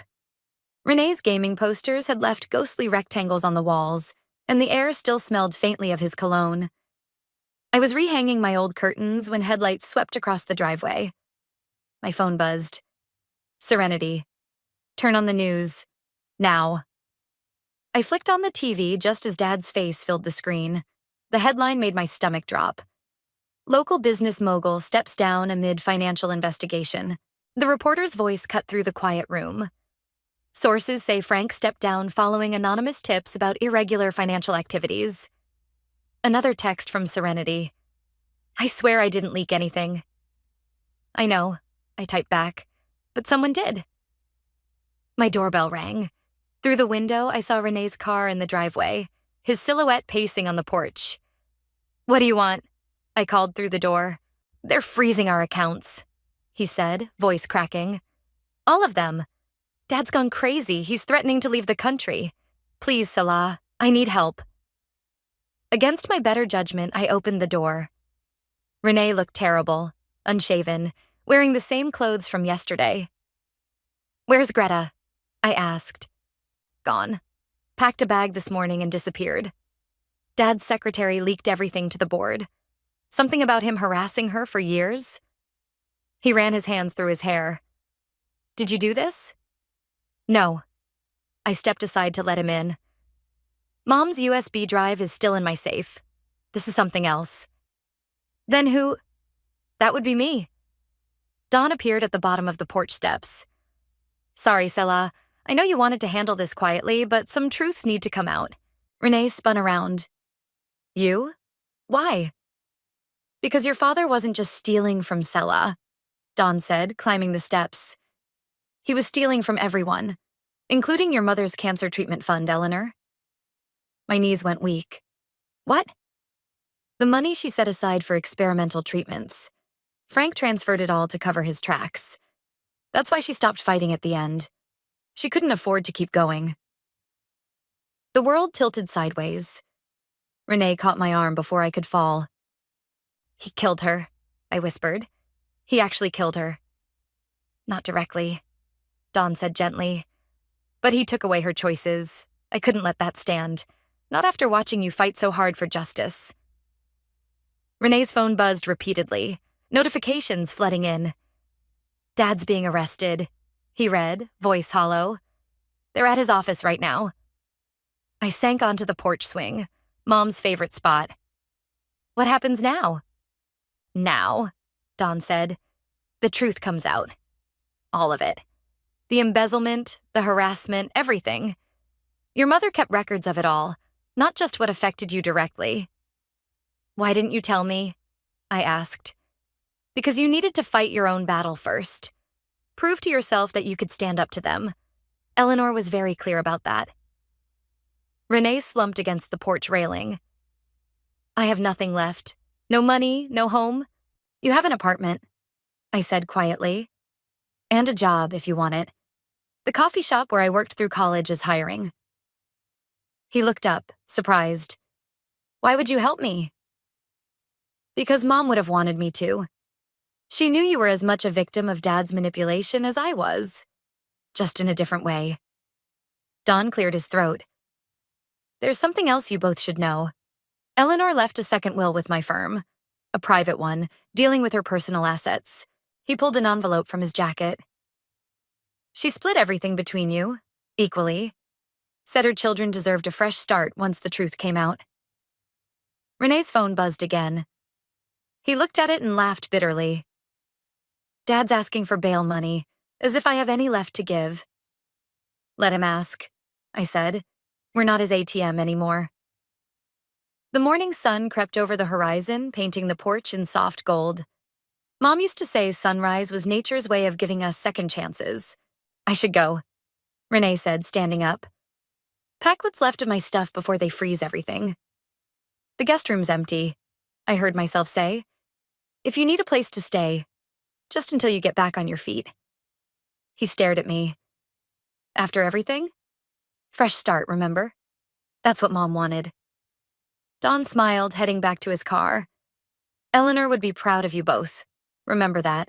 As his car pulled away, Renee and I sat in silence, watching the sunrise from Mom's porch swing. Not quite friends, not quite enemies, just two people learning to see each other clearly for the first time.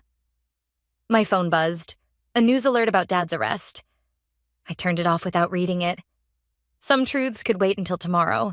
The courthouse buzzed with whispers as Dad was let in, wearing an orange jumpsuit instead of his usual designer suit. Renee shifted uncomfortably beside me in the gallery. 3 months had changed him. His designer clothes replaced by a barista's uniform, his arrogance softened by humility. I'll rise, the bailiff called. Tessa touched my arm. Remember, you don't have to speak if you don't want to. But as Dad shuffled to his place, I knew I had to. For Mom, the judge peered over her glasses. Before we proceed with sentencing, I understand the victim's daughter wishes to make a statement. I stood, my prepared speech forgotten as Dad's eyes met mine. He looked older, smaller somehow. My mother died believing she had failed to protect me. I began, my voice stronger than I expected.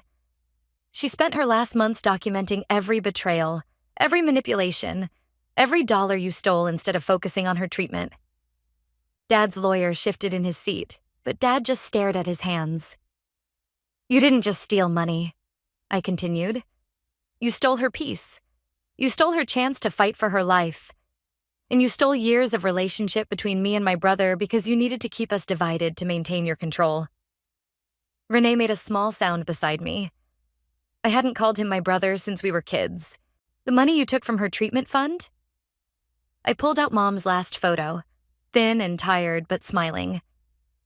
That could have given her 6 more months, maybe a year, time she could have spent with her children instead of gathering evidence against their father. The judge leaned forward. Ms. Meyer, in your opinion, what would justice look like in this case? I looked at Dad. Really looked at him. Justice already happened. He lost everything he valued. His reputation, his power, his ability to control others. Mom made sure of that. Your Honor. Dad's lawyer stood. My client has agreed to make full restitution. With what money?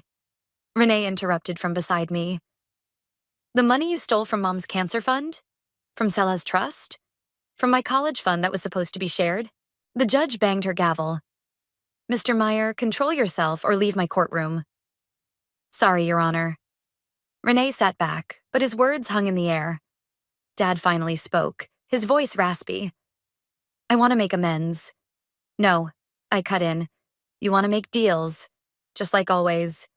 But Mom kept receipts, every single one. The judge nodded. Indeed she did. The evidence Mrs. Meyer compiled is quite comprehensive. She straightened her papers. Frank Meyer, please rise for sentencing. The next few minutes passed in a blur of legal terms. 8 years, no possibility of early release. Full restitution ordered. As they led him away, Dad turned to us. Renee? Sela? I'm sorry. Save it, Renee said quietly. We're not your backup plan anymore. Outside the courthouse, reporters swarmed us. Tessa ran interference while Serenity pulled the car around. How does it feel to see your father sentenced? Any comment on the missing cancer treatment funds?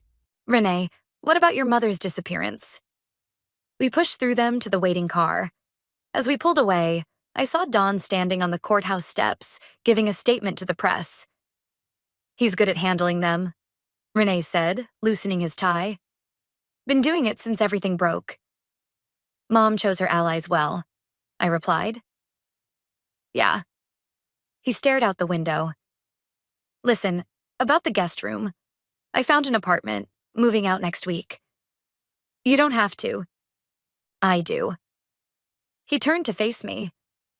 These past months, living in Mom's house, working regular jobs, watching you rebuild everything, I get it now. Why she fought so hard to protect you from him, from what I was becoming. Serenity caught my eye in the rearview mirror. She'd watched this transformation too, from her spot behind the coffee shop counter where she'd trained him. You're not him, I said firmly. You never were. He just made us think we had to be what he wanted. Ms. Tessa says Mom's personal assets will be released next week, Renee said, after the restitution hearing. We could, I don't know, do something good with it? Like what? A foundation, maybe? For families dealing with cancer? Help them afford the treatments Mom couldn't get? My throat tightened. She'd like that. My phone buzzed. Another news alert about Dad. I ignored it, just like I'd ignored Greta's attempts to contact us from whatever country she'd fled to. Mom's birthday is next week, I said instead. First one since everything. Renee nodded. Think she'd mind if we had cake on her porch swing? No, I smiled, remembering all the birthdays we'd celebrated there before everything went wrong. I think she'd love that. As we drove home, to Mom's house, our house, I realized she'd given us one final gift, the chance to become the family she'd always wanted us to be. Just not the way any of us had expected. The autumn breeze carried the scent of fresh paint as I hung Mom's wind chimes on the porch. Inside, Serenity and Renee argued over furniture placement in the newly renovated living room. The bookshelf goes by the window, Serenity insisted. That's where Eleanor always had it. But the light would be better for the reading nook if we... The bookshelf stays, I called through the screen door. Mom knew what she was doing. The doorbell rang. Don stood on the steps holding a familiar leather-bound folder. Found this while cleaning out my office, he said, handing it to me. Thought you might want it. Inside were photos I'd never seen. Mom in her college days, young and vibrant. Dad before greed consumed him. Baby pictures of me and Renee. She kept everything, Don said softly. Not just the evidence against Frank. She documented the good times too. Renee appeared behind me. Is that us at the beach house? Before Dad sold it, I nodded. Mom's favorite vacation spot. The foundation closed on it yesterday, Renee said. It's ours again. Well, the foundation's anyway. First retreat for families in treatment starts next month. Don smiled. Eleanor would have loved that. Using Frank's restitution money to help others fight cancer? Perfect karma. The wind chimes tinkled as Serenity joined us, carrying Mom's old music box, the one that started everything. Found this while moving the bookshelf, she said. There's something still inside, I opened it carefully. A small key fell into my palm, along with a note in Mom's handwriting. For the beach house master bedroom. Some treasures are meant to be found twice. Renee leaned against the porch railing. Think she hid more evidence? No. I smiled, remembering Mom's love of mystery novels. I think she left us a treasure hunt. One last adventure. The retreat starts in 3 weeks, he said slowly. We could go down early, check it out. Road trip, Serenity exclaimed. I'll pack snacks. Dawn chuckled. I'll keep an eye on the house and the foundation paperwork. Inside, the newly painted walls glowed with warm colors Mom would have loved. Her books lined the shelves. Her art hung in places of honor. But it wasn't a shrine. Renee's coffee shop award sat beside my journalism degree, new memories mixing with old. Before you go, Dawn said, pulling out an envelope. There's one more thing. A letter Eleanor wrote the day she finalized her will. My hands shook as I opened it. My dearest children, by now you've found your way back to each other, back to the truth, back home. The house was never just about property. It was about giving you both a foundation to rebuild from. Renee, my sweet boy, you are always more than your father's ambitions. Your kindness shines through now, just as I knew it would once you broke free. Selah, my fierce girl, you've become everything I hoped. Strong enough to fight, wise enough to forgive, brave enough to love again. The beach house key opens more than a door. It opens the next chapter. Write it together. All my love, Mom. Renee wiped his eyes. She knew we'd fix things. She made sure we could, I said. Gave us all the tools we needed. Serenity emerged from inside, car keys jingling. Beach house treasure hunt? I already called shotgun. The wind chimes sang as we loaded the car. Dawn waved from the porch, looking satisfied. The keeper of Mom's secrets now free to just be our friend. Ready? I asked Renee as we pulled out of the driveway. He held up Mom's key. For another Eleanor Meyer mystery? Always. The house grew smaller in my rearview mirror, but I wasn't leaving it behind. Mom had given us roots and wings, a home to return to and the strength to fly. Hey, Serenity said from the back seat. Think there's actually treasure in the beach house? There already is, I replied, thinking of Mom's letter. We just have to find it. Renee turned up the radio, Mom's favorite station. As we drove toward the coast, toward whatever adventure she'd planned for us, I felt her presence in the music, in Renee's laugh, in the key that promised more discoveries ahead. She'd given us one last gift, the chance to write our own ending to her story. Together. And we were just getting started. The crystal wine glass shattered in my hand as the manila envelope hit the mahogany dining table. Blood trickled down my wrist, but I barely felt it. The pain was nothing compared to the humiliation burning through my chest as 20 pairs of eyes fixed on me. I'm Olive, and this was supposed to be just another Blake family Thanksgiving dinner. What is this? My voice came out steadier than I expected, though my fingers trembled as I reached for the envelope. Divorce papers. Emerson's voice was flat, practiced. He'd rehearsed this moment, probably with his mother Eleanor watching approvingly from her throne-like chair at the head of the table. I thought it would be better to do this here, with family present. Better for whom? The question died in my throat as Cora, my sister-in-law, let out a poorly disguised snicker. She'd been waiting for this moment since the day Emerson and I got married. You're serving me divorce papers at Thanksgiving dinner? The words tasted like acid. The turkey and cranberry sauce on my plate suddenly looked obscene. Well, darling, Eleanor's voice dripped with false sympathy. We thought it would be easier this way. The family could provide emotional support. Allie, my best friend who'd insisted on coming with me this year, grabbed my hand under the table. Thank God she was here. Emotional support, I echoed, watching blood drip onto the pristine white tablecloth. Like the emotional support you showed when you called my art glorified finger painting last Christmas. Oh, come now, Cora chimed in, wine sloshing in her glass. Let's not pretend your little hobby was ever going to amount to anything. Remember that gallery showing where nobody bought a single piece? The room erupted in cruel laughter. Even the cousins I thought were on my side joined in.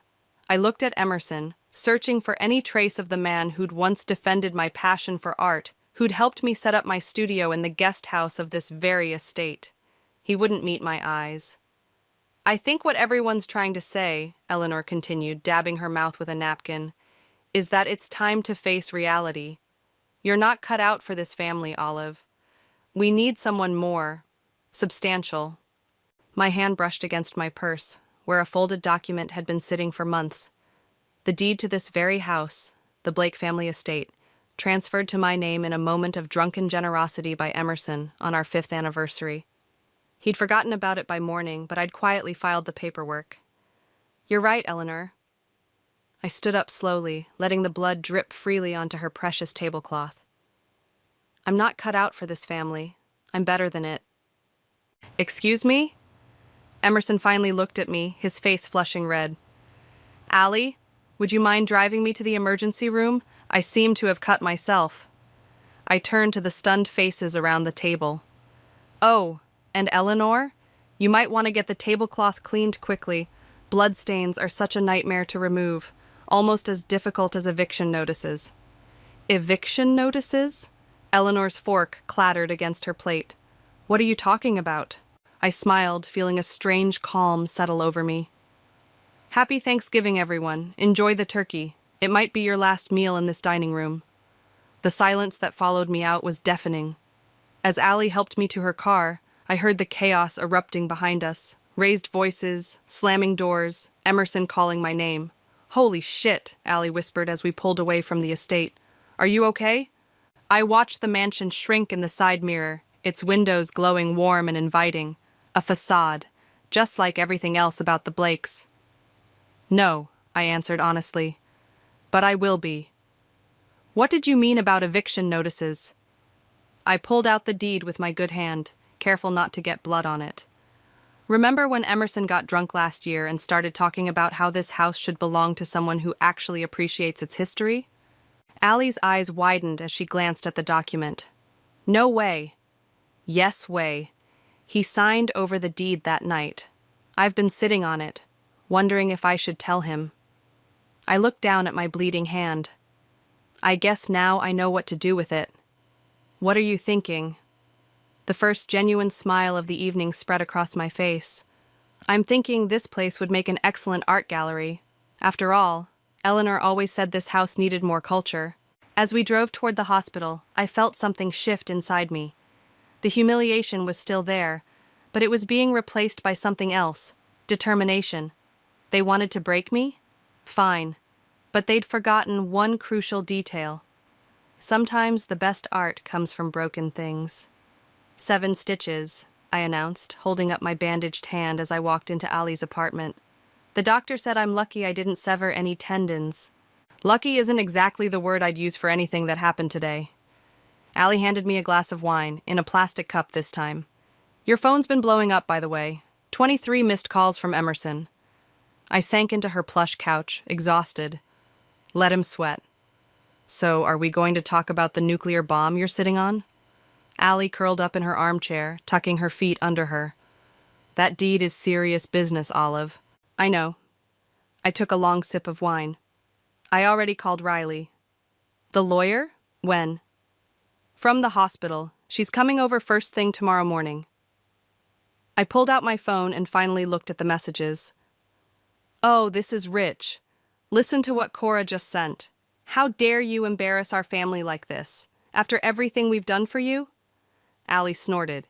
Everything they've done for you? Like what? Criticize your art?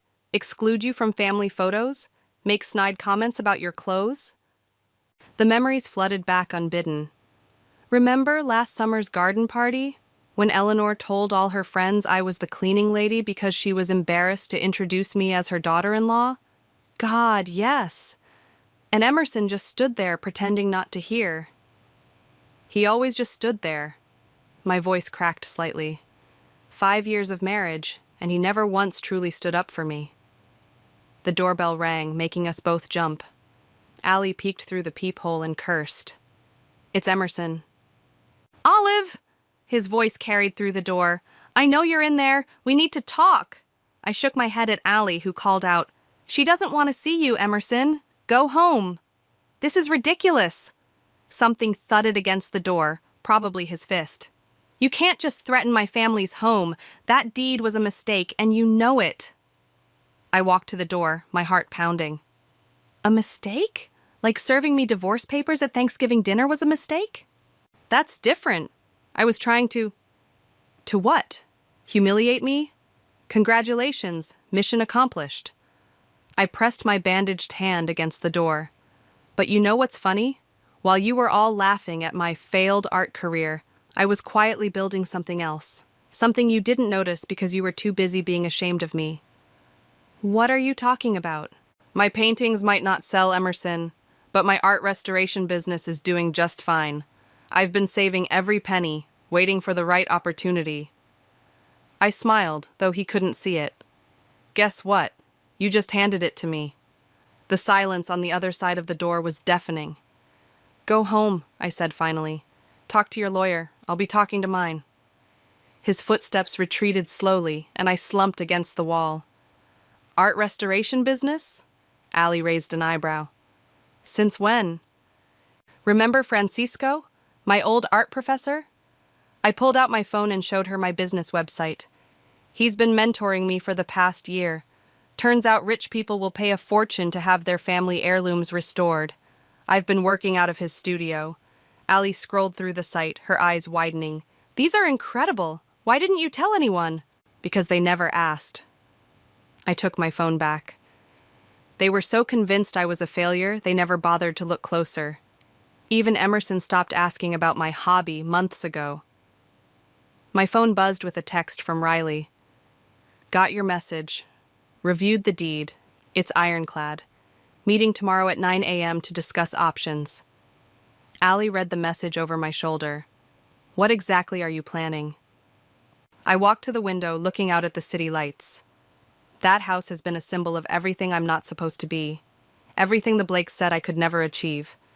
So I'm going to turn it into exactly what I am. An art gallery? Not just any gallery. I turned back to her, feeling more certain with every word.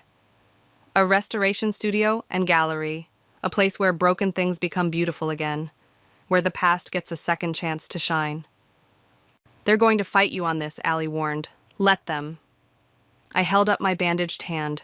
They've already drawn first blood. Now it's my turn. My phone buzzed again. Eleanor this time. You ungrateful little nobody. You have no idea what you're getting into. I showed the message to Allie, who whistled low. You know what this means, right? Yeah. I typed out a quick response. Actually, Eleanor, I do. See you in court.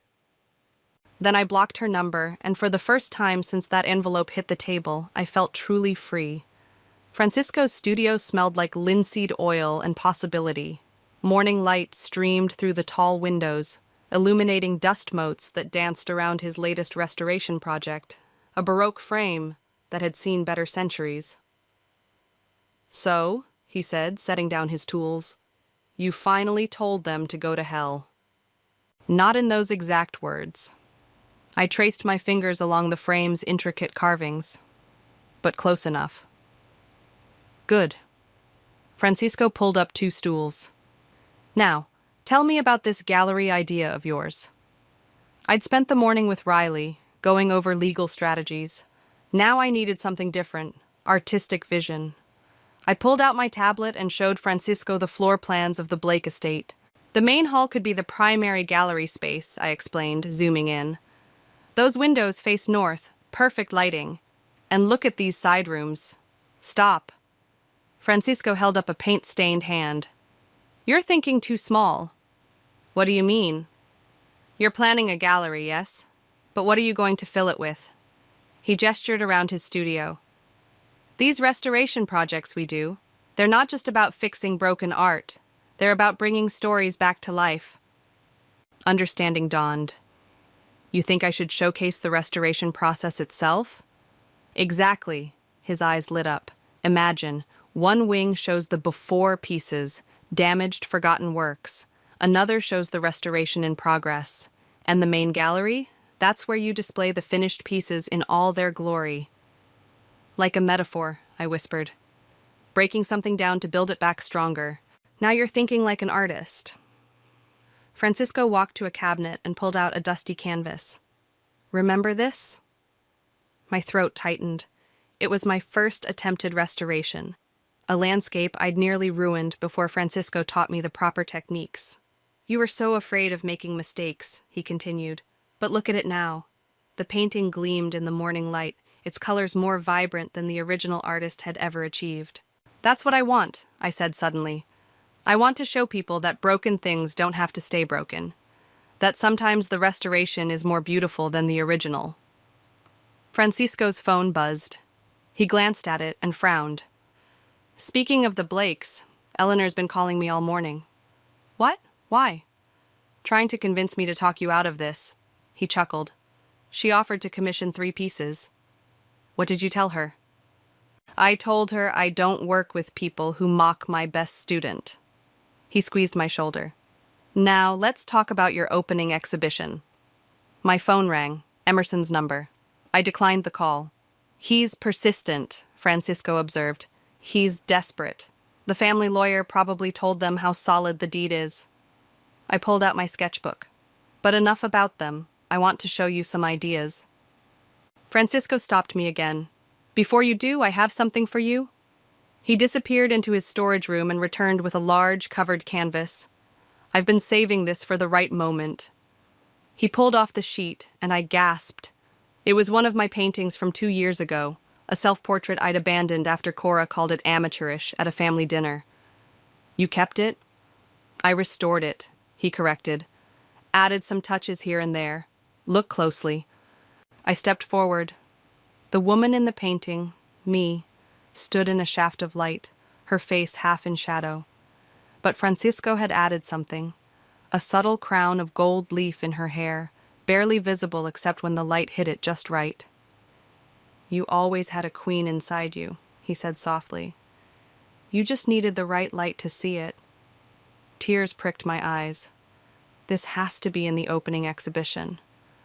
Of course, but not alone. He grabbed a fresh canvas and set it on an easel. I think it's time for a companion piece. The queen claiming her throne, perhaps? My phone buzzed again. A text from Riley. Eleanor's lawyer reached out. They want to negotiate. I showed Francisco the message. He handed me a brush. What do you want to do? He asked. I dipped the brush in deep royal purple. I want to paint. Good answer. He set up his own canvas beside mine. Remember what I taught you about composition? The eye needs somewhere to land. And about color? Sometimes the boldest statement is the quietest shade.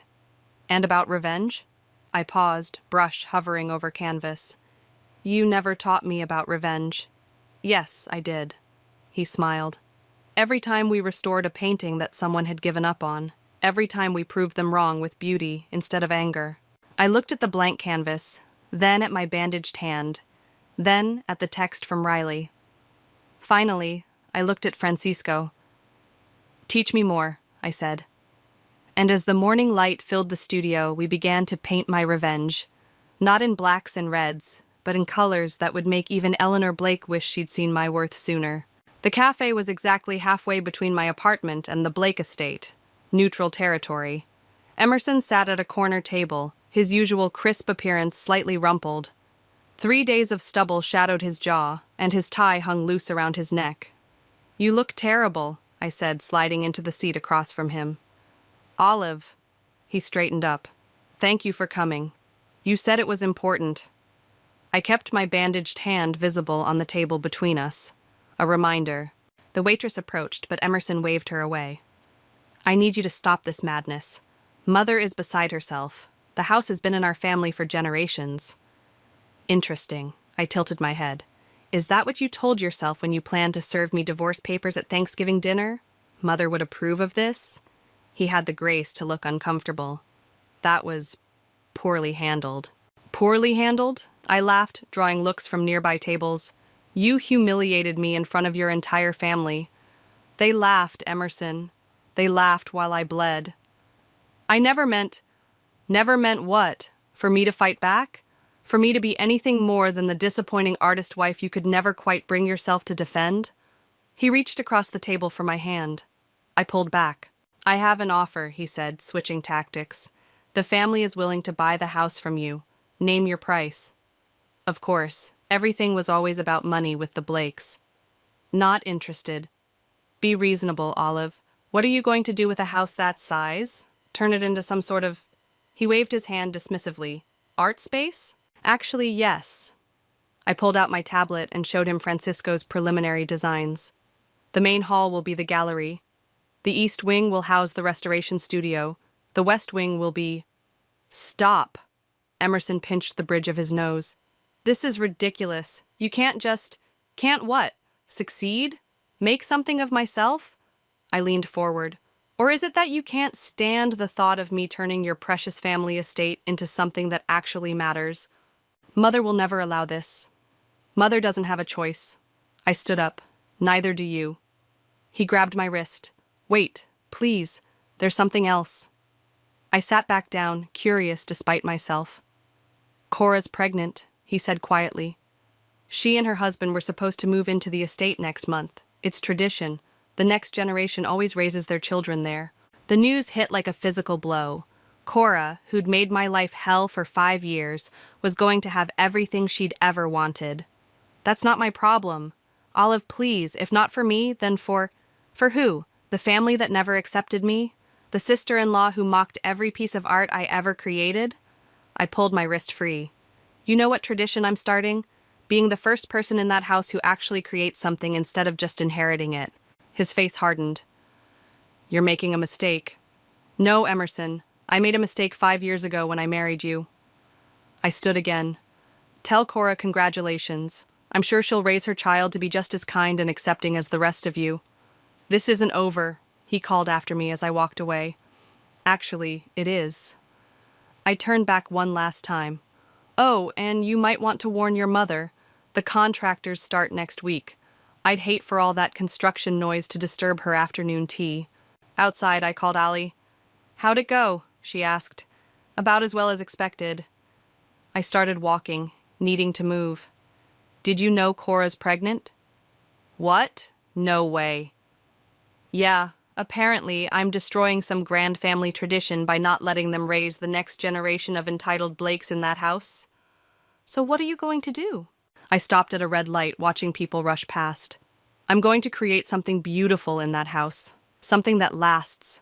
And maybe, years from now, Cora's kid will walk into my gallery and see that there's more to life than tradition and appearances. They're not going to make this easy, Allie warned. Good. I touched my healing hand. The best art never comes easy. My phone buzzed with a text from Francisco. Started working on the crown piece. Come see. I have to go, I told Allie. Time to make some art. Give 'em hell, she said. I smiled, already picturing Eleanor's face when the construction crews arrived. No, I'm going to give them beauty. That'll hurt them more.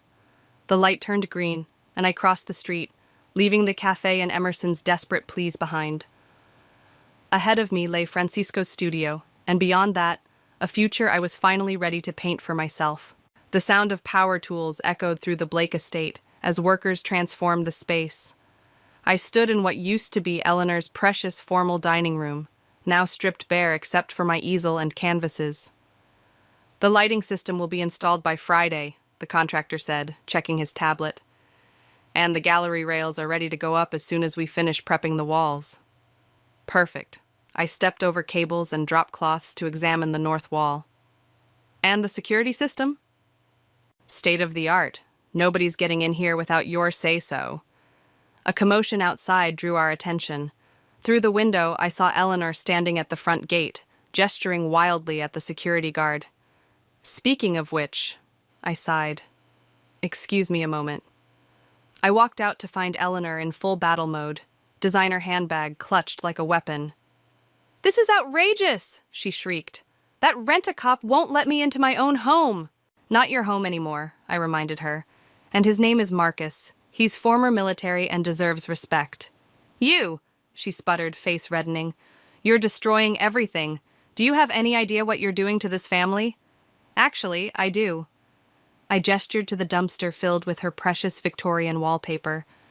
I'm giving this house a purpose beyond hosting your toxic dinner parties. How dare you? No, Eleanor, how dare you? I stepped closer. For 5 years, I tried to be good enough for your family. I smiled through your insults, endured your criticism, watched you turn my husband against me piece by piece. Emerson made his own choices. Yes, he did. And so did I. I pulled out my phone and showed her Francisco's latest Instagram post. My restoration of a damaged Renaissance Madonna, now gleaming with new life. The post had over 50,000 likes. What is this? This is what I've been doing while you were all laughing at my little hobby. Building a reputation, creating connections, proving that broken things can become masterpieces. A truck pulled up, carrying the custom gallery lighting. Eleanor watched, her perfectly manicured hands trembling. The opening is in 3 weeks, I continued. Critics from every major art publication will be here. They're particularly interested in my piece about family betrayal. You know, the one inspired by Thanksgiving? You wouldn't dare. Watch me. I nodded to Marcus, who stepped forward. Now, unless you'd like to be escorted off the property, I suggest you leave. I have work to do. As Eleanor stormed off, Francisco appeared beside me, carrying a fresh canvas. Nicely handled, he said. Ready to get back to work? Inside, I stood before my centerpiece, a massive triptych that dominated the main wall. The left panel showed a shattered wine glass, drops of blood-red wine frozen in mid-fall. The center panel was still in progress, a chaos of dark colors and sharp edges. The right panel remained blank. I can't figure out how to end it, I admitted, picking up my brush. Because you're not at the end yet. Francisco adjusted his glasses. The story's still unfolding. My phone buzzed. A text from Ali. OMG, you need to see this. She'd sent a link to Cora's social media post, a long rant about family loyalty and artistic sacrilege, complete with photos of the estate's ongoing transformation. The comments section was unexpectedly divided, with several prominent art world figures defending the renovation. Look at this one. Francisco pointed to a comment from a famous gallery owner. Bold vision. Can't wait to see the space. I smiled, adding a streak of gold to the central panel. Think they'll come to the opening?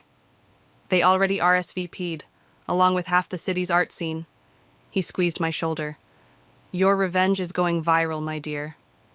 I stepped back, studying my work. The paint glistened, wet and alive, like an open wound healing into something beautiful. It's not just revenge anymore, I realized. It's resurrection. A crash from the foyer interrupted us. We rushed out to find one of Eleanor's old portraits had fallen, its frame cracked. Should we restore it? Francisco asked. I picked up the painting, running my fingers along its gilded frame. No, this one stays broken. Sometimes we need reminders of what we're leaving behind. I propped it against the wall, next to my supplies. A visual contrast between the old world and the new one I was creating. 3 weeks, Francisco mused. Think you'll be ready? I dipped my brush in paint, the color of dawn. I already am. They just don't know it yet. Returning to my triptych, I began to work on the final panel, finally seeing how it should end. Not with destruction or triumph, but with transformation. The moment when broken glass becomes a prism, scattering light in all directions. Behind me, the workers continued their symphony of renewal, and somewhere in the city, the Blakes plotted their next move. But here, in this room filled with possibility, I was already free. Opening night. The transformed Blake estate hummed with energy as hundreds of guests filtered through its renewed spaces. Crystal chandeliers cast warm light over exposed brick walls, and the scent of fresh paint mingled with expensive perfume. Is that the director from The Modern? Ali whispered, nudging me. And oh my God, there's that famous art critic from The Times. I smoothed down my black dress, designer, purchased with restoration money. Focus, Ali. Any sign of the Blakes? Not yet, but... She stopped mid-sentence. Scratch that. Eleanor just walked in, and she brought reinforcements. Eleanor swept through the front door like an avenging angel, Cora and Emerson flanking her. She wore funeral black, as if mourning her former home. Cora's baby bump was visible under her tight red dress. Deep breath. Francisco appeared at my elbow, champagne in hand. Remember, this is your night. I watched Eleanor's face as she took in the changes. Gone were her precious antique wallpapers and stuffy portraits. In their place, clean gallery walls displayed my work, a journey of destruction and rebirth told through art. "Ladies and gentlemen," Francisco's voice carried across the crowd, "if I could have your attention, please. It's time for our artist to say a few words." The room quieted. I stepped onto the small platform we'd set up, feeling hundreds of eyes on me. Eleanor's glare could have frozen hell. "Thank you all for coming tonight," I began. "This house has a long history of tradition. For generations, it stood as a symbol of legacy and inheritance. Today, it begins a new chapter." I gestured to the walls around us. "Each piece you see tells a story of transformation, of taking something broken and making it not just whole again, but better, different, true." The crowd murmured appreciatively. Several critics were taking notes. "And now," I continued, "I'd like to unveil the centerpiece of tonight's exhibition." Two assistants pulled the black cloth from the triptych. Gasps echoed through the room. In the final panel, I'd painted what looked like thousands of shards of broken glass, each one catching and reflecting light differently, creating a kaleidoscope of color and possibility. "I call it Thanksgiving Grace," I said, looking directly at Eleanor. The art critic from the Times stepped forward. "The emotional depth is stunning, the progression from destruction to transcendence. Tell us, what inspired this piece?" Before I could answer, Eleanor's voice cut through the crowd. "I'll tell you what inspired it. Spite, revenge. This entire spectacle is nothing but a tantrum from a woman who couldn't accept her place in our family." The room went silent. Cameras turned toward the drama unfolding. "You're right, Eleanor," I said calmly. "This is about not accepting my place. Because the place you tried to put me in was too small, too dark, too false. How dare you? No." My voice rang out stronger. "How dare you come here and try to diminish this? Look around. Every person in this room sees the beauty I've created. Every critic, every collector, every artist. They all understand what you never could." "And what's that?" Cora sneered. "That true legacy isn't about preserving the past. It's about transforming it into something meaningful." I gestured to the triptych. Every broken piece in these paintings came from something real. That wine glass from Thanksgiving. Those shattered frames you threw away. Even the tears I shed. They're all here, made beautiful. The Times critic was scribbling frantically. Eleanor's face had gone pale. "You think you've won something here?" she hissed. "You've destroyed our home." "No, Eleanor, I've given it purpose." I picked up a glass of champagne. "To new beginnings." The crowd raised their glasses, effectively dismissing Eleanor's outburst. As conversations resumed, I watched Emerson lead his mother and sister away from the main gallery. "Holy shit," Allie breathed. "That was amazing." Francisco squeezed my shoulder. "Look." A wealthy collector was placing a red dot next to the triptych. Sold, for more money than I'd ever seen in my life. Around the room, other red dots were appearing next to my pieces.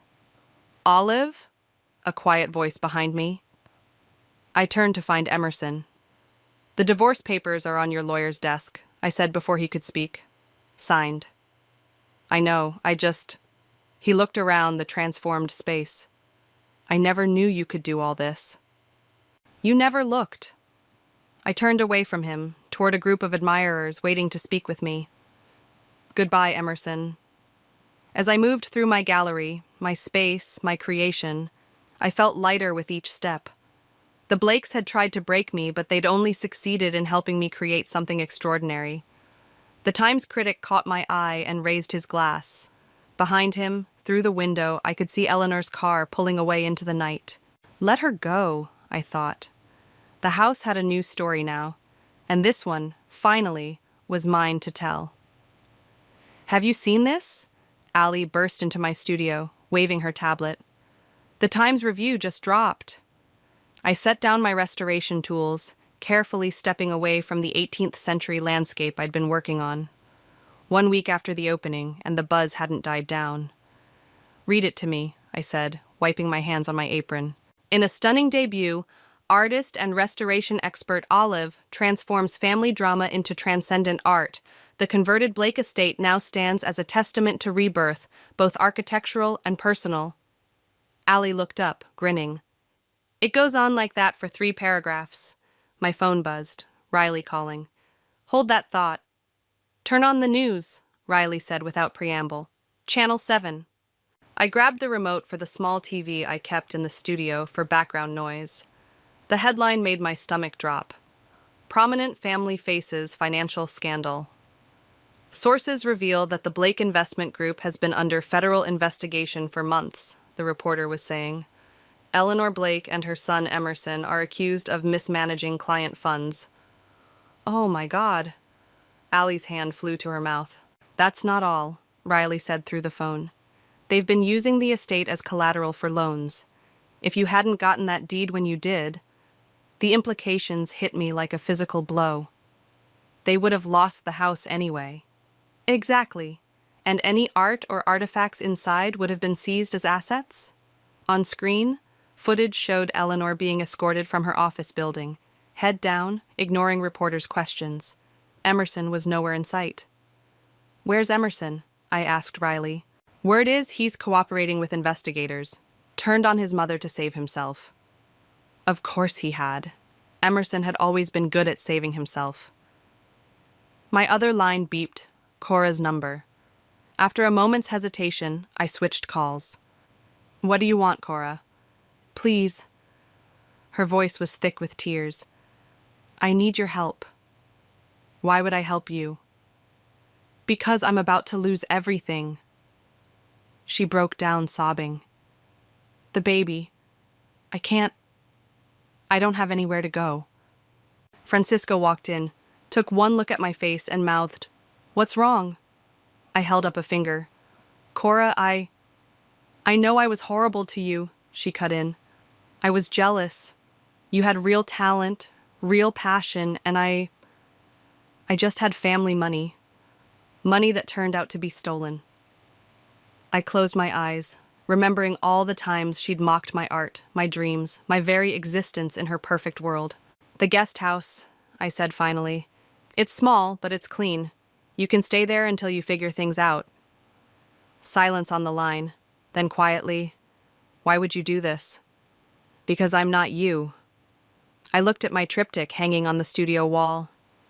And because sometimes broken things deserve a chance to be rebuilt. After hanging up, I filled Francisco and Allie in on everything. You're really going to help her? Allie asked incredulously. The guest house is where I used to paint, I said, running my hands over the antique frame I'd been restoring. It's where I learned who I really was, despite everything they did to break me. Maybe Cora needs that too. Francisco nodded approvingly. Speaking of rebuilding, he pulled out a newspaper clipping. The city's Historic Preservation Society wants to hire us. Apparently our work here has impressed them. My phone buzzed again. Another text from Riley. Eleanor's lawyer reached out. She wants to make a deal. No deals, I texted back. The house stays as it is. You know, Allie said, reading over my shoulder, you could probably buy their entire company for pennies now. I shook my head. I don't want their company. I want this. I gestured around the studio at the half-finished restorations and new works in progress. This is real. This matters. Through the window, I watched a car pull up. Cora, with a small suitcase. She looked lost, nothing like the proud woman who'd laughed at my pain just weeks ago. I should go help her get settled, I said. Are you sure about this? Allie asked one more time. I picked up a small painting from my workbench, a simple landscape I'd restored, where damage had left beautiful patterns in the aged varnish. Sometimes the cracks are what make something interesting. Francisco smiled. Go. Be interesting. As I walked out to meet Cora, I passed the spot where that wine glass had shattered on Thanksgiving. Now it was marked by a small brass plaque. Here begins the restoration. Karma had come for the Blakes, but not in the way I'd expected, and somehow, in the midst of their destruction, I'd found a way to create something lasting, something true, something that finally was completely my own. The colors need to be warmer here, Francisco said, pointing to a section of the newly restored painting. See how the light catches? I adjusted my magnifying glass, studying the brush strokes. The restoration studio hummed with activity, 3 apprentices working at their stations, Cora cataloging pieces at her desk by the window. The doorbell chimed. Through the security camera, I saw Eleanor standing at the gate. Want me to send her away? Cora offered, one hand resting on her very pregnant belly. No. I set down my tools. I'll handle this. Eleanor had aged years in just a few months. Her designer clothes were gone, replaced by simple slacks and a sweater. She clutched a familiar-looking canvas. What do you want, Eleanor? She held out the canvas. This was in my mother's attic. I thought, maybe you could restore it. I unwrapped the painting carefully. A wedding portrait. Eleanor and her late husband on their wedding day. The canvas was cracked, the colors dulled by decades of neglect. Why bring it to me? Because you're the best. She swallowed hard. And because I owe you an apology. I studied the painting without responding. I was wrong about you, she continued. About your talent, your vision, everything. I was so focused on preserving what was, I couldn't see what could be. Like your son's illegal activities? She flinched. I enabled him, protected him when I should have. She gestured at the transformed estate.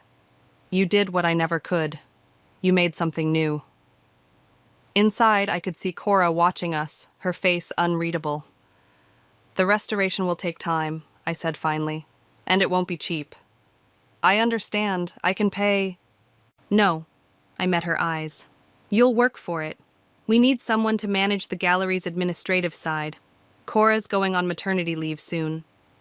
Eleanor stared at me, then at the building behind me, at the brass plaque, at the elegant gallery spaces visible through the windows, at her daughter working inside. You'd trust me? After everything? Trust is earned. I handed her a business card. Be here Monday at 9. We'll start with filing. As she turned to leave, I added, Eleanor, the painting, I'll make it beautiful again, but it won't be exactly the same. I know. She smiled sadly. Maybe that's the point.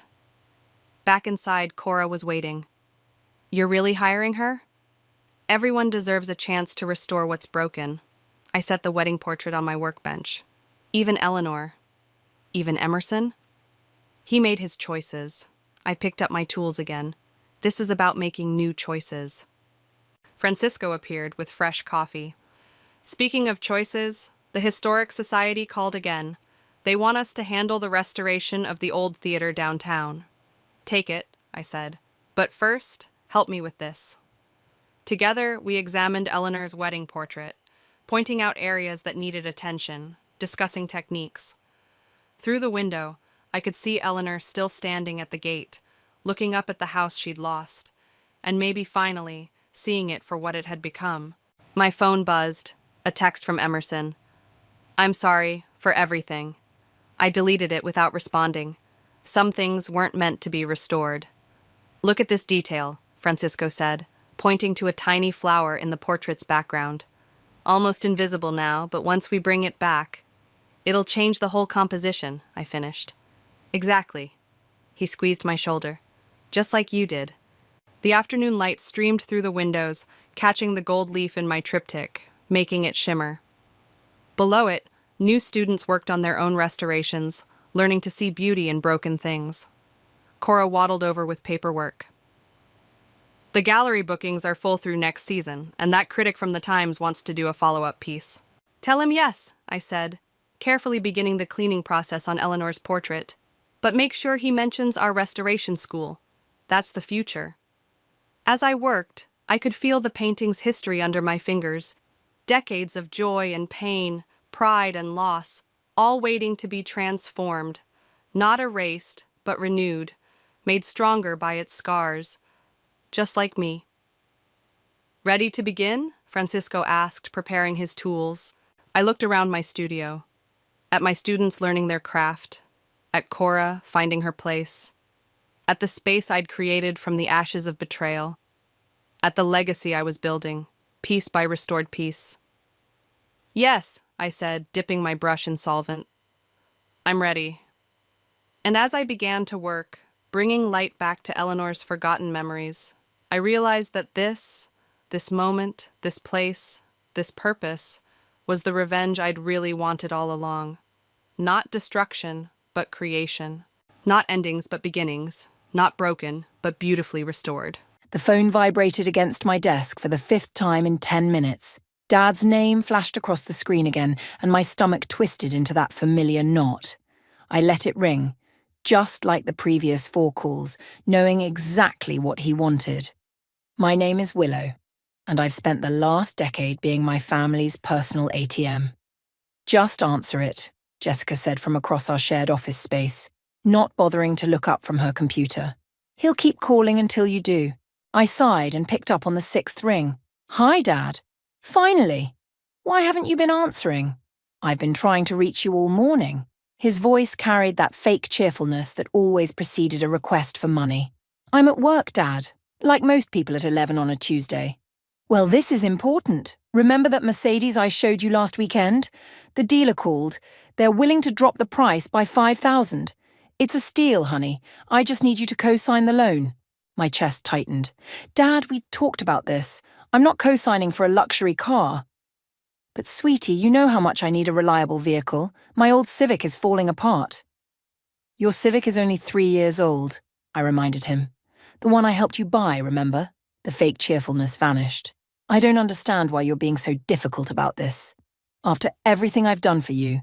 Dad, stop! I glanced at Jessica, who was now watching me with concern. I can't keep doing this. The house down payment last year, the boat the year before that. The boat was an investment that you sold 3 months later at a loss. I pinched the bridge of my nose. I'm trying to save for my own future. I can't keep... Your own future? He scoffed. What about family? You make good money at that fancy tech job. What kind of daughter refuses to help her father? I do help. I've always helped. But a Mercedes? That's not help. That's... selfish, he spat. That's what you are. Selfish. Sitting in your nice office, making your nice salary, while your father drives around in a piece of junk. Jessica mouthed, hang up at me. But I couldn't move. Your sister would help if she could, he continued. But she's struggling with her new business. Your mother agrees with me. We've given you everything, and this is how you repay us? Given me everything? The words burst out before I could stop them. Dad, I worked 3 jobs through college. I paid my own tuition. Because we taught you responsibility, and now you're throwing it in our faces. My phone buzzed with a text. It was from Mom. Please help your father with this. You know how he gets. I can't do this anymore, I said quietly. I'm sorry, but no. I won't co-sign for the car. Fine. His voice turned cold. Remember this moment, Willow? Remember how you turned your back on family when we needed you? The line went dead. I stared at my phone, hands shaking. You okay? Jessica asked softly. No. I slumped in my chair. He'll tell everyone I abandoned them. Mom will cry. Freya will stop talking to me again. Good, Jessica said firmly. Let them all throw their tantrums. You need to stop setting yourself on fire to keep them warm. My phone buzzed again.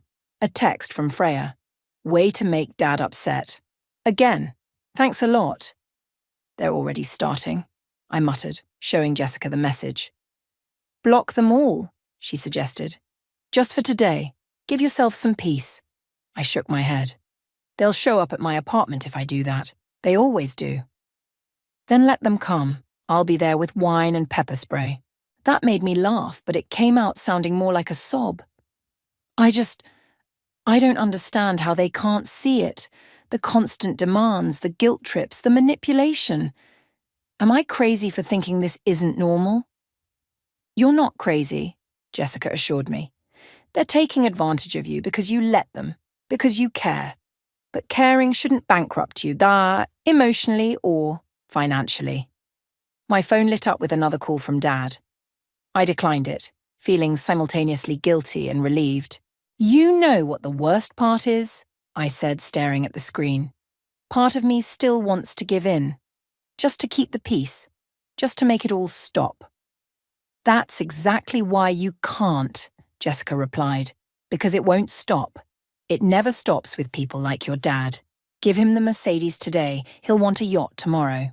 She was right. I knew she was right. But as my phone continued to buzz with messages from my family, each one dripping with disappointment and accusations, I wondered if standing my ground was worth the cost. I just didn't realize then that the real cost would be measured in secrets, not dollars. 3 days after the Mercedes incident, my sister Freya's Instagram story showed our entire family at Mom and Dad's weekly Sunday dinner. I hadn't received an invitation. My phone rang. It was Barrett, my colleague and mentor. "You coming to the team lunch?" he asked. "Can't. I need to sort through this mail that keeps arriving for my dad." "At your apartment? That's weird. Tell me about it." I picked up another envelope with my dad's name on it. "This is the third one this week." "Open them," Barrett suggested. "That's a federal offense."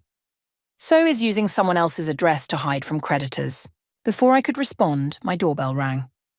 Through the peephole, I saw Freya standing in the hallway, arms crossed. I opened the door. "Hey."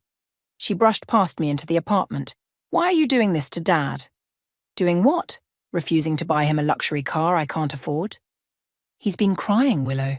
Actually crying." She spun to face me. "He told us everything. How you've been pulling away from the family, how you told him you never want to see him again." "What?" I stared at her. "That's not what happened at all. I just said no to co-signing a loan." "Then why weren't you at dinner yesterday?" "Because no one told me about it." Freya rolled her eyes. "Mom posted in the family group chat." "What family group chat?" She pulled out her phone, scrolled for a moment, then froze. "Oh, you're not in it?" "Exactly." I walked to my kitchen counter and picked up the stack of mysterious mail. "And what about these? Why is Dad having his mail sent to my address?" "How should I know?" But she wouldn't meet my eyes. "Freya, what's going on?" "Nothing's going on. God, you're so paranoid." She started pacing. "This is exactly what Dad was talking about. You're always looking for conspiracies, always trying to make him look bad." My phone buzzed. A text from Jessica. "Your mom just posted on Facebook about ungrateful children who forget their roots. Want me to come over?" "Look at this." I showed Freya the text. "This is what they do. They twist everything. Because you hurt them. Dad just wanted your help. With a Mercedes. After I already helped with a house down payment, a boat, your business startup. I'm paying you back for that." "Are you?" "Because I haven't seen a payment in 3 months."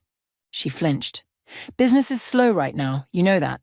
"I do know that, which is why I haven't said anything. But Dad doesn't get the same pass. He has a job, a house, a perfectly good car." The doorbell rang again. This time it was Mom. "Oh, good, you're both here," she said, stepping inside. Her eyes were red like she'd been crying. "Willow, honey, we need to talk about your father." "Mom, please." "He's not sleeping. Barely eating." She dabbed at her eyes with a tissue. "All because his daughter thinks he's not worth helping." "That's not what." "I raised you better than this," she continued. "Both of you. Family helps family. Period." "Then why wasn't I invited to dinner?" I challenged. "You know how sensitive your father is. He needed time to process your rejection." Another envelope slipped from the stack in my hands, landing face up on the floor. Freya snatched it before I could reach it. "Final notice," she read aloud, then went pale. "What is it?" I asked. She shoved the envelope in her pocket. "Nothing, just junk mail." Mom's phone chimed. She checked it and suddenly looked anxious. "We should go. Your father needs us." "Mom, wait." But they were already heading for the door. As Freya passed me, she whispered, "Don't ask about the letters, please." They left me standing there, surrounded by mysterious mail and even more mysterious secrets. My phone rang again. Barrett. "Still sorting mail?" he asked. "Something's wrong," I said. "Really wrong. My family's acting stranger than usual, and these letters—" "Open one." "Barrett." "Look, either open them or give them back to your dad. But don't become an unwitting accomplice to whatever's going on." I picked up an envelope, turning it over in my hands. "What if I don't like what I find?" What if your dad's counting on exactly that fear to keep you quiet? After we hung up, I stared at the stack of mail. Each envelope felt like a ticking bomb, ready to explode my already fractured family into even smaller pieces. But as I reached for the first one, my door burst open. Dad stood there out of breath, eyes wild. "Don't," he said. "Don't you dare open those letters." "Give me the letters, Willow." Dad's voice shook as he stepped into my apartment. I clutched the envelopes tighter. "Not until you tell me what's going on. They're my letters. Using someone else's mail is a federal offence. So is using someone else's address to hide from debt collectors." His face darkened. "Who told you that?" "No one had to tell me. I'm not stupid, Dad." I moved the letters behind my back. "Why are you having mail sent here?" He tried to circle around me, but I backed away. "It's complicated business matters. Nothing for you to worry about." "Business matters. You're a high school teacher." "I have investments." He lunged for the letters, but I dodged. "Damn it, Willow, give them to me." "Not until you explain." "There's nothing to explain." His shout made me jump. "I am your father. Those are my letters. Give them to me now." My phone buzzed on the counter. Dad's eyes darted to it. "Don't answer that." I reached for it anyway. A text from Barrett. "Everything okay? Called the police just in case. They're doing a welfare check." Dad saw the message and paled. "You called the cops on me?" I didn't.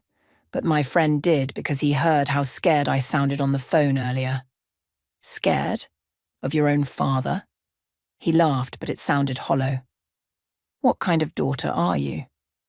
"The kind who's tired of being manipulated." I straightened my spine. "Either tell me what's in these letters, or leave. Those are your choices." A knock at the door made us both freeze. "Police. We're responding to a welfare check." Dad's expression crumpled. "Please," he whispered. "Please don't do this to me." For a moment I wavered. He looked so broken, so desperate. But then I remembered all the times he'd used that same look to get his way. I opened the door. 2 officers stood in the hallway. "Everything okay here?" one asked, eyeing Dad. "Yes," Dad said quickly. "Just a family discussion." "Mom?" The officer looked at me. I took a deep breath. "My father's been having mail sent to my address without my permission. When I threatened to open it, he burst in and tried to take it by force." "That's not—" "I would never," Dad sputtered. "Sir, please step into the hallway," the second officer said. As they led Dad out, my phone rang. It was Freya. "What did you do?" she demanded. "Mom's hysterical." "Did you know about the letters?" A pause. "That's not important." "It is to me." And apparently to Dad, since he just tried to grab them from me. "He what?" Her voice softened. "Are you okay?" "No, Freya, I'm not okay. Our father is clearly in some kind of trouble and everyone's covering for him." "Why?"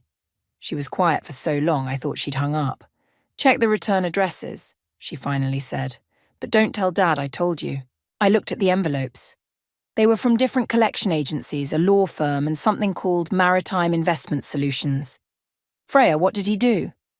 "I don't know details, just he made some bad investments, lost money, a lot of money."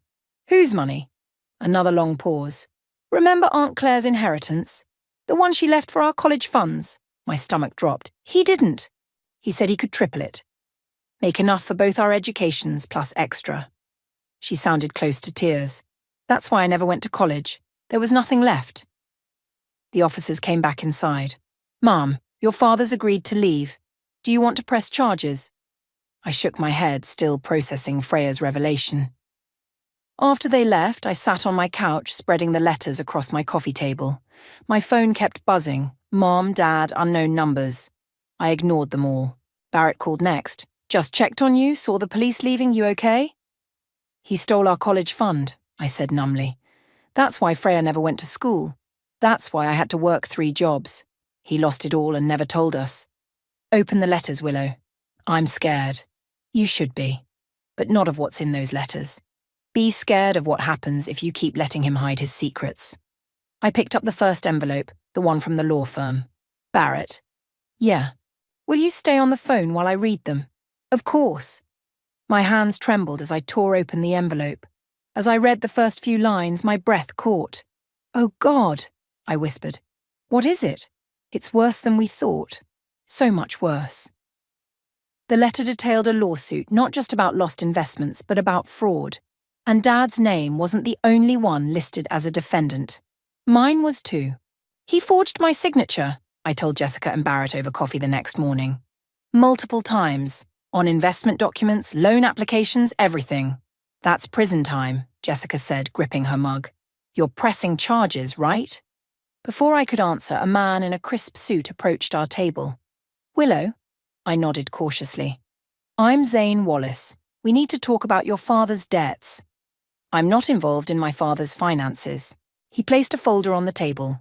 According to these documents, you are. Your signature appears on several high-risk investments dating back 3 years. Those signatures are forged. Can you prove that? I can, Barrett interjected. I was her supervisor when some of these were supposedly signed. She was in Singapore with our team on those dates. Zane sat down uninvited. That's very interesting. Would you be willing to make a statement to that effect? Wait, I said. Before anyone makes statements, I need to understand what's happening. How much money are we talking about? Zane opened his folder. The initial investment was $450,000. The inheritance, I whispered, which was leveraged into loans totaling just over $2 million. Jessica choked on her coffee. $2 million. Most of it went into a supposed luxury boat flipping scheme. Maritime Investment Solutions promised returns of 300% within 6 months. The boat, I said. The one he bought and sold at a loss. That wasn't just one boat, was it? It was supposed to be 15 boats. The company took the investment money and vanished. Zane leaned forward. Your father then took out additional loans to try to recover the losses. My phone buzzed. Freya. Dad's in the hospital. Mum says come now. I have to go.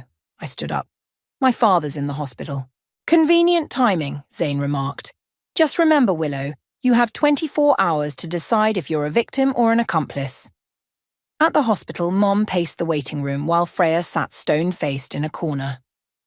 What happened? I asked. Panic attack, Mom said. He collapsed at school. The doctors say his blood pressure is dangerously high. Did they say why? Because his ungrateful daughter is threatening to destroy this family, Mom snapped. Mom, Freya stood up. Stop. I saw the letters too. This isn't Willow's fault. You don't understand. I understand he stole my college fund. Freya's voice rose. I understand he forged Willow's signature. I understand he's been lying to all of us. A doctor approached before Mom could respond. Family of Edward? We nodded.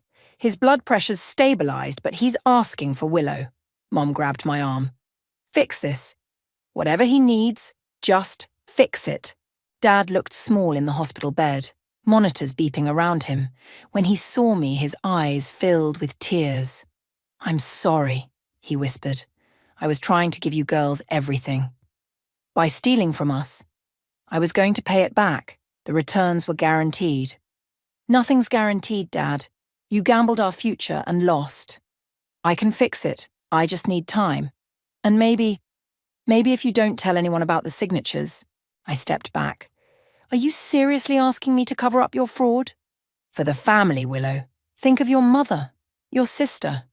I am thinking of them. That's why I called Zane Wallace this morning. His heart monitor spiked. You didn't. I did. I'm meeting him tomorrow to sign a statement about the forgeries. They'll arrest me. Maybe. Or maybe you'll finally face consequences for your actions. He grabbed my hand. Please, I'm begging you. I'll do anything. Then tell the truth. To everyone. No more lies. No more manipulation. I can't. I pulled my hand away. Then neither can I. As I turned to leave, he called out, If you do this, you're no longer my daughter. I paused at the door. You stopped being my father the moment you stole my sister's future. In the hallway, I found Freya waiting. I heard everything, she said. I'm sorry. She shook her head. Don't be. I'm coming with you tomorrow to make my own statement. Freya, he has to stop, Willow. One way or another, this has to stop. My phone buzzed with a text from Zane. Meeting tomorrow, 9 a.m. Bring any evidence you have. It's time to end this. I showed Freya the message. She squared her shoulders and nodded. It's time, she agreed. Behind us, we could hear Mom crying in Dad's room. But for the first time in years, her tears didn't make me want to fix everything. Some things needed to break before they could be rebuilt. Your father emptied your mother's retirement account last month, Zane said, sliding another document across his desk. Used it to pay off some of the smaller debts. Mom, who'd insisted on coming to the meeting, crumpled in her chair. That's impossible. Edward would never. He did, I said quietly. Just like he forged my signature. Just like he stole Freya's college fund. The pattern is clear, Zane continued. When one source of money dried up, he moved to another. Family savings, home equity, retirement accounts, even his students' field trip funds. The school kids, Freya's voice cracked. Dad stole from children? Zane nodded. The school board is launching their own investigation. Mom started sobbing. There must be some mistake. No mistake.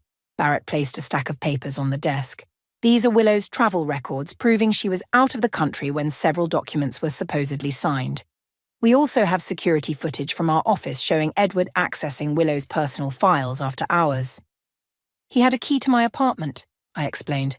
Said he needed it for emergencies. What he needed was access to your personal information, Zane said. Bank statements, tax returns, anything he could use to create convincing forgeries. Mom shook her head. Why didn't he tell me? I could have helped. Because it was never about need, Freya said bitterly. It was about control. The door opened and Jessica rushed in. Sorry I'm late, but you need to see this. She pulled up a Facebook post on her phone. Dad's just announced he's taking a teaching position in Mexico. Says he's leaving tonight. He's running, Zane said, already reaching for his phone. I'll alert the authorities. Wait, Mom straightened up. I know where he'd go first. He keeps an emergency bag in our storage unit. Been paranoid about having one ever since watching some survival show. Mom, I stared at her. Are you actually helping us catch Dad? She wiped her eyes. He stole my retirement, Willow. 30 years of savings. And worse, he used you girls. No more. Zane hung up his phone. Police are on their way to the storage facility. But we should go too. Sometimes family can talk sense better than handcuffs. We found Dad stuffing bags into his car outside the storage unit. He froze when he saw us. Edward, Mum called out. It's over. Nothing's over, he snapped. I just need time. The investments will pay off, you'll see. There are no investments, Freya shouted. It was all a scam and you fell for it. Then instead of admitting it, you kept digging deeper. I did it for you, for this family. No, I stepped forward. You did it for yourself, because you couldn't admit you'd failed. Police sirens wailed in the distance. Please, he begged, just let me go. I'll send money back when I can. Like you've been sending Freya's loan payments? I asked. Or replacing Mum's retirement? His face hardened. You did this. You turned them against me. You did that yourself, Mum said. Every lie, every theft, every manipulation, that was all you. The police cars pulled up, lights flashing. Edward Boyd, an officer called out. Step away from the vehicle. Dad looked at each of us in turn. Mom, Freya, me. His face crumpled. I just wanted to be the father you deserved, he whispered. Then be one now, I said. Face what you've done. Take responsibility. As the officers approached, Dad's shoulders sagged. He held out his wrists. I'm sorry, he said as they cuffed him. I'm so sorry. We watched them lead him away. Mom gripped my hand on one side, Freya's on the other. What happens now? Freya asked. Now, Zane said. We start untangling his mess. It won't be easy, but with your statements and evidence, we can protect you from his debts. Prove fraud. And Dad? He'll face charges. But cooperation goes a long way with judges. Mom squared her shoulders. Then we'll cooperate. All of us. No more secrets. Later at my apartment, Freya found an old photo album. Dad at my graduation, beaming with pride. Dad teaching her to ride a bike. Dad building our treehouse. Were any of those moments real? She wondered. They were, I said. And that's what makes this so hard. He was a good father once, before the lies consumed him. Before he decided looking successful was more important than being honest, Mom added. My phone buzzed. A text from the county jail, Dad requesting a visit. Are you going to go? Freya asked. I showed them my response. Yes. But this time we talk about the truth. Because sometimes loving someone means letting them face the consequences of their actions, even if those consequences hurt us too. Especially then. The county jail's visiting room smelled like industrial cleaner and stale coffee. Dad sat across from me in his orange jumpsuit, looking 10 years older than when I'd last seen him 3 days ago. They're charging me with 37 counts of fraud, he said without preamble. I know. Zane showed me the indictment. Your mother won't take my calls. Can you blame her? You stole her entire retirement fund. He flinched. I was going to replace it. Double it even. With what money, Dad? The fake boat business? The pyramid schemes? They weren't pyramid schemes.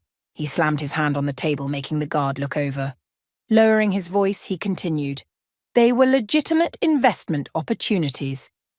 Then why forge my signature? Why not just invest your own money? Because, he deflated, because I didn't have any. I hadn't had any for years. What happened? It started small, borrowing from one account to cover another, taking risks to make up losses. Then the housing market crashed in so ate, and suddenly the investment properties I'd mortgaged were underwater. So you took Freya's college fund. He nodded miserably. I convinced myself it was temporary, that I'd make it back before she needed it. But you didn't. No, each investment promised bigger returns. Guaranteed, they said. I just needed more capital. He trailed off. I used your name because you were successful. Banks trusted you. They trusted me because I never lied to them. The guard announced 5 minutes remaining. Dad, I need to know. Was any of it real? The constant demands for money, the guilt trips, the manipulation. Was that all just to cover your tracks? He stared at his hands. At first, no. I really did need help. But then, it became easier to ask you than admit how bad things were. Easier to blame you for saying no than face my own failures. And Mom? Did she know? Not everything. She knew we had financial troubles, but... He swallowed hard. I lied to her too. Told her the retirement account was growing when I was actually draining it. The school kids' field trip money, Dad. Really. Tears spilled down his cheeks. I hit rock bottom. Convinced myself I could replace it before anyone noticed, but they did notice, didn't they? The school board's pressing charges separately. He nodded slowly. Good. They should. I deserve this. The admission hung between us, the first honest thing he'd said in years. Zane says if you cooperate fully, tell them everything about the investment scams, they might reduce the charges. Will you... He hesitated. Will you visit me again? If I do? That depends. On what? On whether you're really ready to change. No more lies, no more manipulation, just truth even when it's ugly. The guard called time. Dad stood up, then paused. There's something else you should know, something I never told anyone. What? There's a storage unit in Fremont, Unit 247. The key's hidden in my classroom desk, top right drawer. Inside the unit. He took a shaky breath.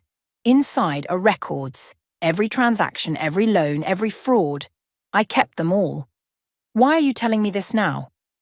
Because it's time to stop running. From the truth, from consequences, from myself. He wiped his eyes. I'm not asking for forgiveness. I just want to finally do one honest thing as your father. As the guard led him away, my phone buzzed. A text from Freya. How'd it go? I stepped outside the jail into the bright sunlight and called her. He confessed, I said, to everything. And there's more. A storage unit with records. Mum's here with me. She wants to know if we should go get them. I heard Mum's voice in the background. Tell her we'll all go together. Pick me up, I said. But first, call Zane. He needs to see what's in that unit too. An hour later, We stood watching as Zane and 2 investigators catalogued boxes of documents. "This is everything," Zane said, flipping through files. "Account numbers, contact lists, even instructions for forging signatures. Your father documented his entire criminal enterprise." "Why would he keep all this?" Freya wondered. "Maybe part of him wanted to be caught," Mom said quietly. "Wanted it to end." My phone lit up with a message from the jail. Dad again. "Did you find the records?" I typed back, "Yes. Why did you keep them?" His response came quickly. "Because the truth always comes out eventually. I just needed to be brave enough to face it." I showed the message to Mom and Freya. "Do you believe him?" Freya asked. "I believe he's finally stopped lying," I said, "to us and to himself." "It's a start," Mom said, squeezing my hand. "A painful one, but a start." The courthouse buzzed with tension as Dad's sentencing hearing began. 3 months had passed since he'd revealed the storage unit, and today we'd learn his fate. "All rise," the bailiff called out. Mom gripped my hand as the judge entered. Freya sat on my other side, Barrett and Jessica behind us for support. Even some of Dad's former students had shown up, their parents watching with mixed expressions of anger and pity. "Before I deliver my sentence," the judge began, "would the defendant like to make a statement?" Dad stood slowly, papers trembling in his hands. He turned to face the courtroom. "I've written and rewritten this statement dozens of times," he said, trying to explain, to justify. "But there is no justification. I betrayed everyone in this room, my family, my students, my community." He paused, swallowing hard. "To my daughters, Willow and Freya. I stole more than money from you. I stole your trust, your futures, your belief in your father. To my wife, I destroyed the retirement we spent 30 years building. To my students," his voice cracked, "I took advantage of your innocence and your parents' faith in me." Some of the parents were crying now. One mother hugged her daughter closer. "The prosecution says I did this out of greed, but the truth is worse. I did it out of pride. I couldn't admit I'd failed, that I'd made bad decisions. Each lie bred another lie until lying became easier than truth." Freya squeezed my hand. "I don't ask for leniency," Dad continued. "I ask only for a chance to make amends.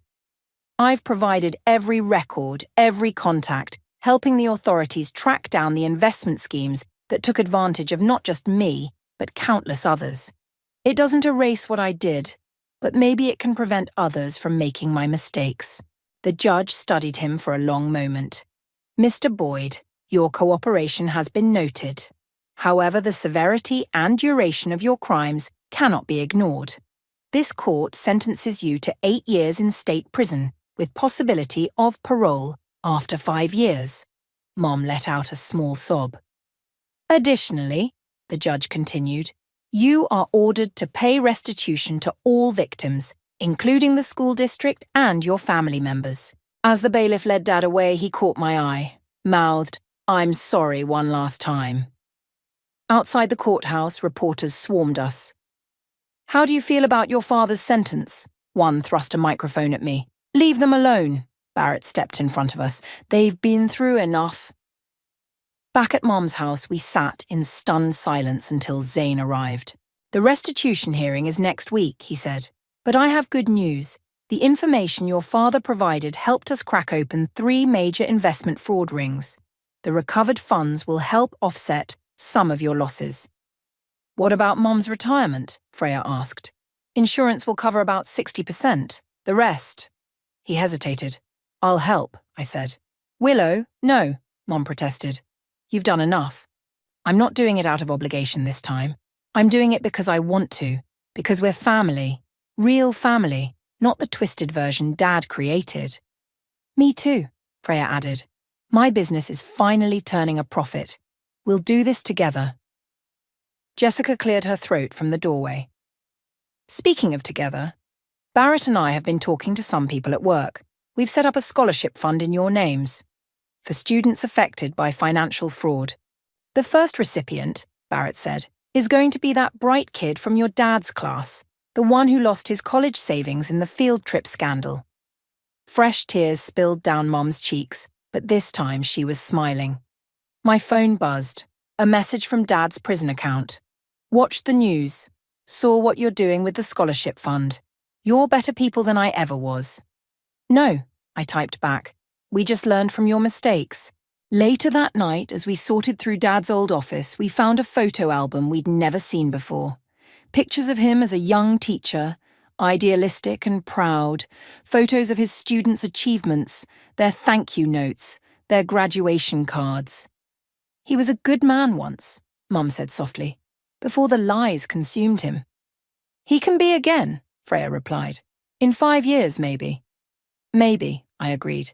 But first, we heal, we rebuild. We show him what real family looks like. Because sometimes rock bottom isn't the end. Sometimes it's just the place where you finally stop digging and start climbing back toward the light. And this time, we'd climb together. The prison visiting room felt different this time. Warmer somehow, despite the same harsh lighting and institutional walls. The scholarship fund helped its 100th student today, I told Dad, sliding a photo across the table. This is Marcus. He's studying finance, wants to help people avoid investment scams. Dad picked up the photo with weathered hands. He looks determined. He is. Actually quoted your case in his application essay as a warning about pride and desperation. Good. Dad's voice roughened. That's good. Mum's retirement account is almost restored, I continued, between the recovered funds, insurance, and our monthly contributions.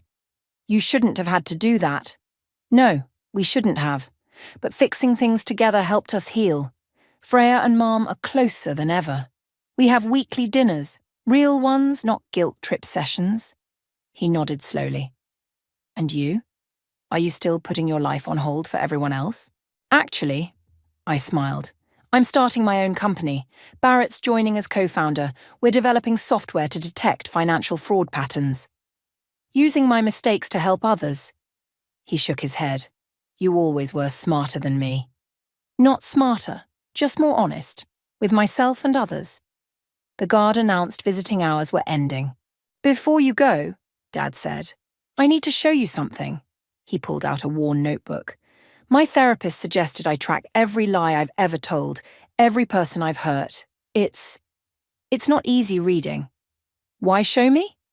Because next week is my parole hearing. If they release me, I want to make things right. Real right. Not just promises. But I'll need help staying honest. I studied him, the grey hair, the lines around his eyes, the humble set of his shoulders. So different from the proud, manipulative man who'd once demanded a Mercedes. You've changed, I said. Had to. Lying was killing me, destroying everything I loved. But change isn't a destination, it's a daily choice.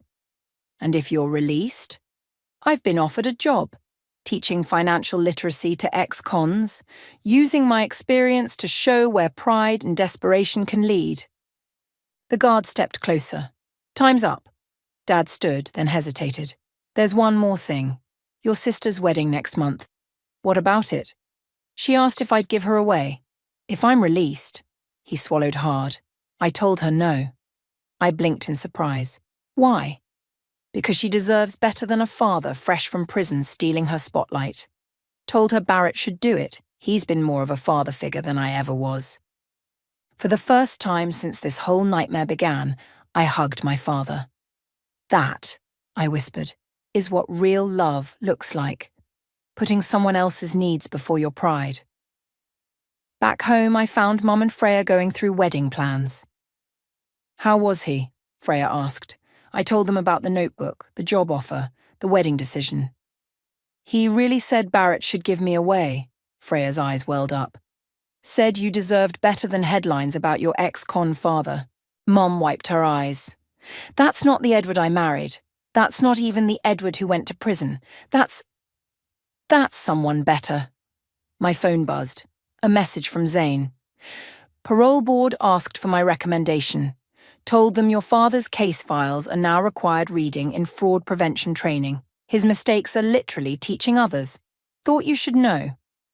I showed Mom and Freya the message. "What do we do if they release him?" Freya asked. "We take it day by day," Mom said. "Trust is earned, not given. Even with family. Especially with family." "Speaking of family," I said, "Barrett and Jessica are outside. Something about wedding dress shopping." Freya rushed to the window, then stopped. "You know what?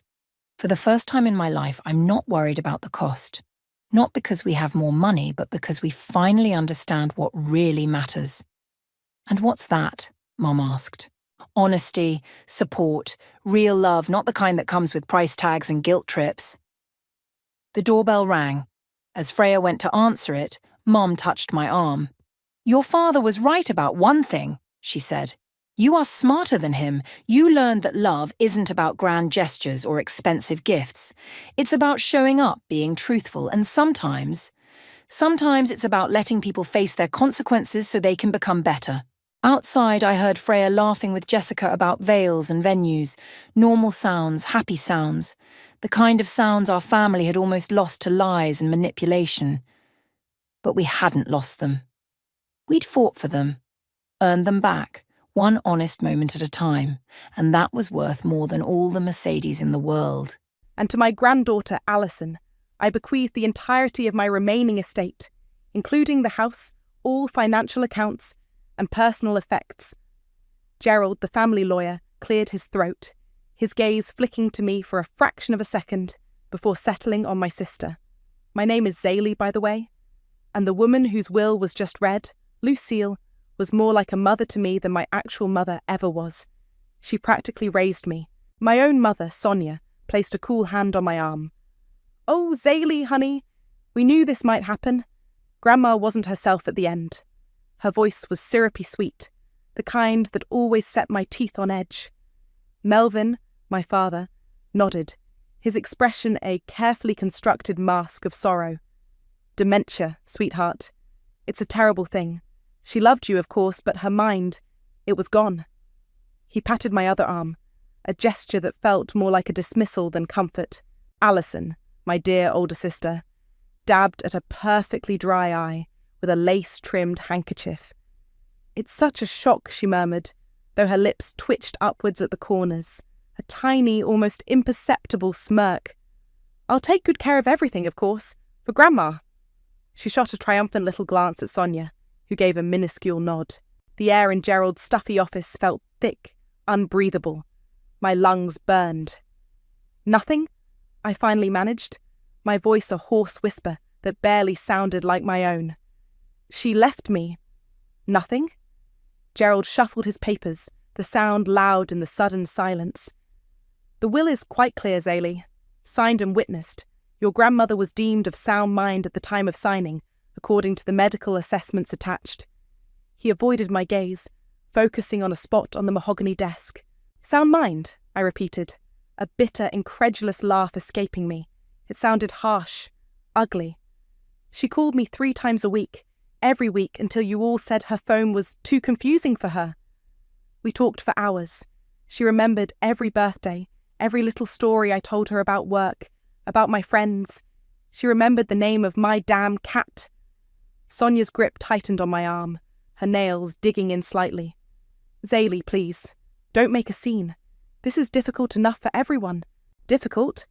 I pulled my arm away, turning to face them. I looked at Alison, who was now examining her perfectly manicured nails, that small, smug smile playing on her lips more openly now. "It doesn't look too difficult for some of us." Alison sighed dramatically, a put-upon expression crossing her face. "Honestly, Zaylee, must you always be so dramatic? Grandma made her choices. We have to respect them." "Respect them?" My voice rose, fueled by a sudden surge of adrenaline. "Or did you help her make them? Did you whisper in her ear how awful I was?" Melvin stepped forward, his face flushing. "That's enough, Zaylee. Your grandmother was ill. She was confused. She told us you didn't visit enough, that you were too busy with your own life to care about an old woman. Lies, every word a poisoned dart. I practically lived at Grandma's apartment, especially after Grandpa passed. I did her shopping, took her to appointments, sat with her for hours just watching old movies. Sonia and Melvin were the ones who were always too busy, always had a convenient excuse. Alison hadn't willingly spent more than an hour with Grandma in years, unless it was a holiday where presents were involved. "We should go," Sonia said briskly, already turning towards the door. She gave me a pointed look. "Thank you, Gerald. We'll be in touch about the probate." "Yes, thank you," Alison chirped, practically bouncing in her designer heels. She couldn't get out of there fast enough, probably to start mentally spending her newfound fortune. As they swept out, I lingered for a moment. I glanced back at Gerald. He still wouldn't meet my eyes. That was the first tiny crack in their perfectly constructed facade, the first hint that something was deeply, terribly wrong. The drive to Grandma Lucille's house was a blur of choked-back sobs and a cold, simmering anger that was starting to burn through the shock. My parents and Alison had ridden together, no doubt already divvying up the spoils in their minds. I drove my own car, the old, reliable sedan Grandma had helped me buy when I got my first real job. "Every independent woman needs her own wheels, Zaley Bean," she'd said, winking. Her house. It still smelled of her. Lavender, old books, and the faintest hint of the lemon polish she used on the antique furniture. Every corner held a memory, a piece of my childhood, my adolescence, my entire life. Her teaching me to knit in that worn armchair, the two of us giggling over silly black and white movies in the den, the sunny kitchen where she'd let me make a glorious mess, experimenting with cookie recipes. They'd given me a few hours to collect any personal mementos I wanted before Alison officially took possession. The generosity was astounding, wasn't it? Like tossing scraps to a beggar. I bypassed the living room, the kitchen. My feet, heavy as lead, carried me straight to her bedroom. It was neat. Too neat. Sonia's sterile touch was already evident, but Grandma's essence lingered, her unique scent strongest here. I sat on the edge of her bed, the patchwork quilt she'd painstakingly stitched years ago soft beneath my fingers. How could she do this? How could the woman who taught me about unconditional love, who swore I was her special girl, her ray of sunshine, just cut me out? Dementia? It didn't feel right. It felt orchestrated, utterly, sickeningly wrong. My eyes scanned the room, her dressing table with its silver-backed brush set, her overflowing bookshelf, then the closet. Grandma loved hats and scarves, and she kept them in old, beautiful hat boxes stacked on the top shelf. I reached up, pulling one down, a faded floral one I remembered her using to store her prettiest silk scarves. It was surprisingly heavy. Inside, nestled amongst a cloud of dried lavender sachets, her signature scent, the one that always made me feel safe, was not a hat, nor scarves. It was a book, a simple cloth-bound journal with a little ribbon bookmark. Not the kind she usually kept for appointments or garden notes. This one looked secret. My heart began to pound, a frantic drum against my ribs. I'd never seen it before. With trembling fingers, I lifted it out. The comforting scent of lavender clung to it, a ghostly perfume. I sat back on the bed, the hat box on my lap, the diary in my hands. It felt warm, almost alive. I hesitated for a moment, a wave of guilt washing over me. This was private. This was Grandma's innermost thoughts. But then, the image of Alison's smirk, Sonia's cold, dismissive hand, Melvin's carefully rehearsed sympathy. They had violated every private, sacred bond we had. They had made everything public, hadn't they? My grief and confusion warred with a rising tide of suspicion. I opened it to the first page. The handwriting was unmistakably Grandma Lucille's, a little shakier than I remembered from her last birthday card, but undeniably hers. The date at the top of the page was just 3 weeks before she died. My breath hitched. My vision swam. "They won't stop," the entry began, the ink slightly smudged as if by a tear. "Sonia, Melvin, even Alison. They keep telling me Zaley doesn't care, that she's just waiting for my money, that she never visits anymore. They say she sold the little gold locket I gave her for her 16th birthday. My heart breaks, but I know my Zaley. I know her. She wouldn't. Or would she? They are so convincing, so very, very convincing. I feel so alone. The words blurred. Tears I hadn't realized I was holding back streamed down my face, hot and angry, dripping onto the delicate paper. This wasn't dementia. This was something else. Something calculated. Something monstrous. I slammed the diary shut, my breath coming in ragged gasps. My hands were shaking so violently I could barely hold it. The locket. They'd told her I sold the locket? It was in my jewelry box, tucked away safely, the one Grandma Lucille had fastened around my neck herself, her fingers surprisingly nimble for her age, her eyes sparkling. "A little piece of my heart to keep with yours, Zélie Bean," she'd whispered. I scrambled back to my tiny apartment, the diary clutched to my chest like a shield. The air in Grandma's house had suddenly felt poisonous, every shadow seeming to hold the smug faces of my family. I locked my door, drew the blinds, and then, only then, did I open the diary again. Page after page, Grandma Lucille's elegant script, sometimes firm, sometimes wavering, painted a picture so horrific it made my stomach churn. October 12th. Sonia came today. She said Zélie called, upset about having to help me with my groceries last week. Said Zélie told her I was becoming a burden. A burden? My Zélie? It can't be true. But Sonia looked so sincere, so worried for me. A strangled sob escaped me. I hadn't called Sonia. I'd enjoyed helping Grandma with her groceries, our little weekly ritual. We'd always get ice cream afterwards. October 19th. Melvin was here. He said Zélie was asking about my finances, wondering when she'd get her inheritance. He said she was worried I'd spend it all before. He looked so sad when he told me, like he was protecting me from my own granddaughter. My blood ran cold. I'd never once asked about her money, never. I had a job, I paid my own bills.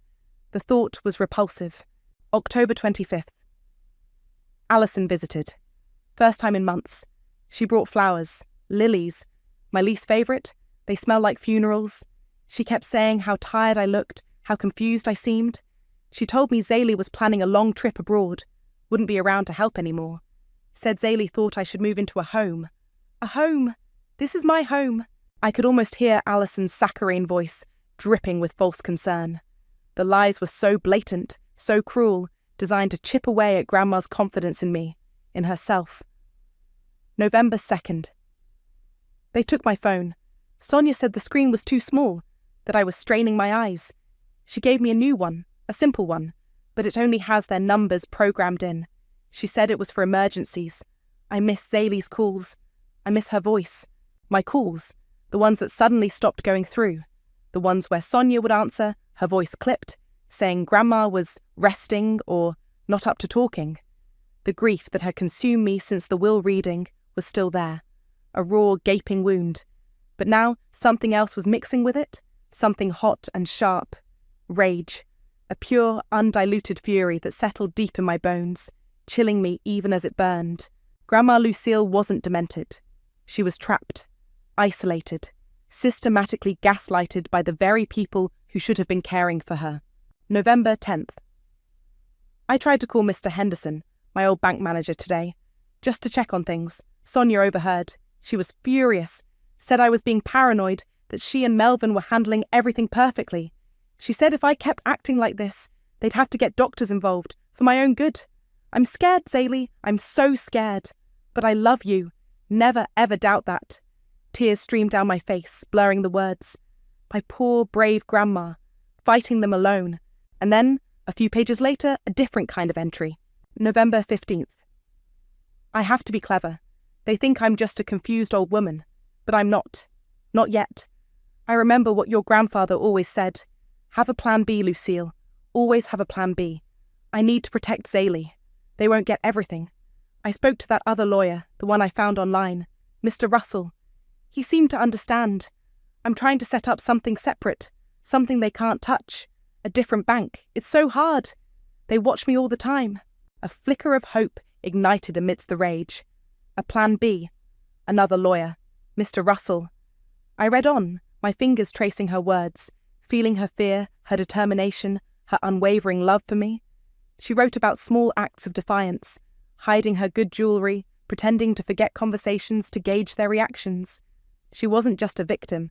She was a fighter, even in her fear. The last few entries were short, her handwriting more erratic. November 28th. Feeling so weak today. Sonia changed my pills again. Said the doctor recommended it. I don't remember seeing a doctor. My breath caught. Changed her pills? December 3rd. They are always here now, always watching. I feel like a prisoner. But I won't let them win. I won't let them take you away from me, Zaylee Bean, not in my heart. The final entry was dated just 2 days before she died. It was brief, almost a scrawl. December 5th. Thank heavens I got through to Nora today. She understands.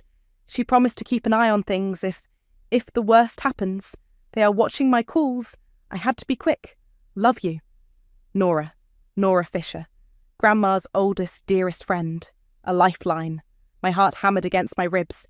Nora knew. Nora might know more. Nora lived in a cosy little cottage on the other side of town, the kind with a rambling rose garden and a brightly painted front door. I drove there the next morning. Grandma Lucille's diary tucked safely in my bag, its weight a strange comfort. Nora opened the door, her kind eyes, so like Grandma's, widening in surprise. Zaylee, dear, what a surprise! Come in. Her living room was filled with photos. Nora and Grandma Lucille on various holidays, laughing, arms linked. The sight brought a fresh wave of grief, but also a renewed sense of purpose. Nora, I began, my voice a little shaky. I need to talk to you about Grandma.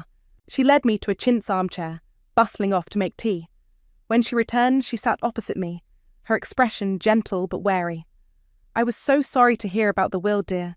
Lucille, she loved you so very much. It just didn't make any sense. It didn't, I agreed, pulling the diary from my bag. Nora, Grandma left this. She wrote about you. She said she spoke to you right before. Nora's eyes filled with tears. She reached for the diary, her hand trembling as she touched the cover. Oh, my dear Lucille. Yes, she called me. She sounded frantic, frightened. What did she say? I urged, leaning forward. She said Sonia and Melvin were, she said they were trying to turn her against you, feeding her awful lies. She said they were controlling her finances, her medication.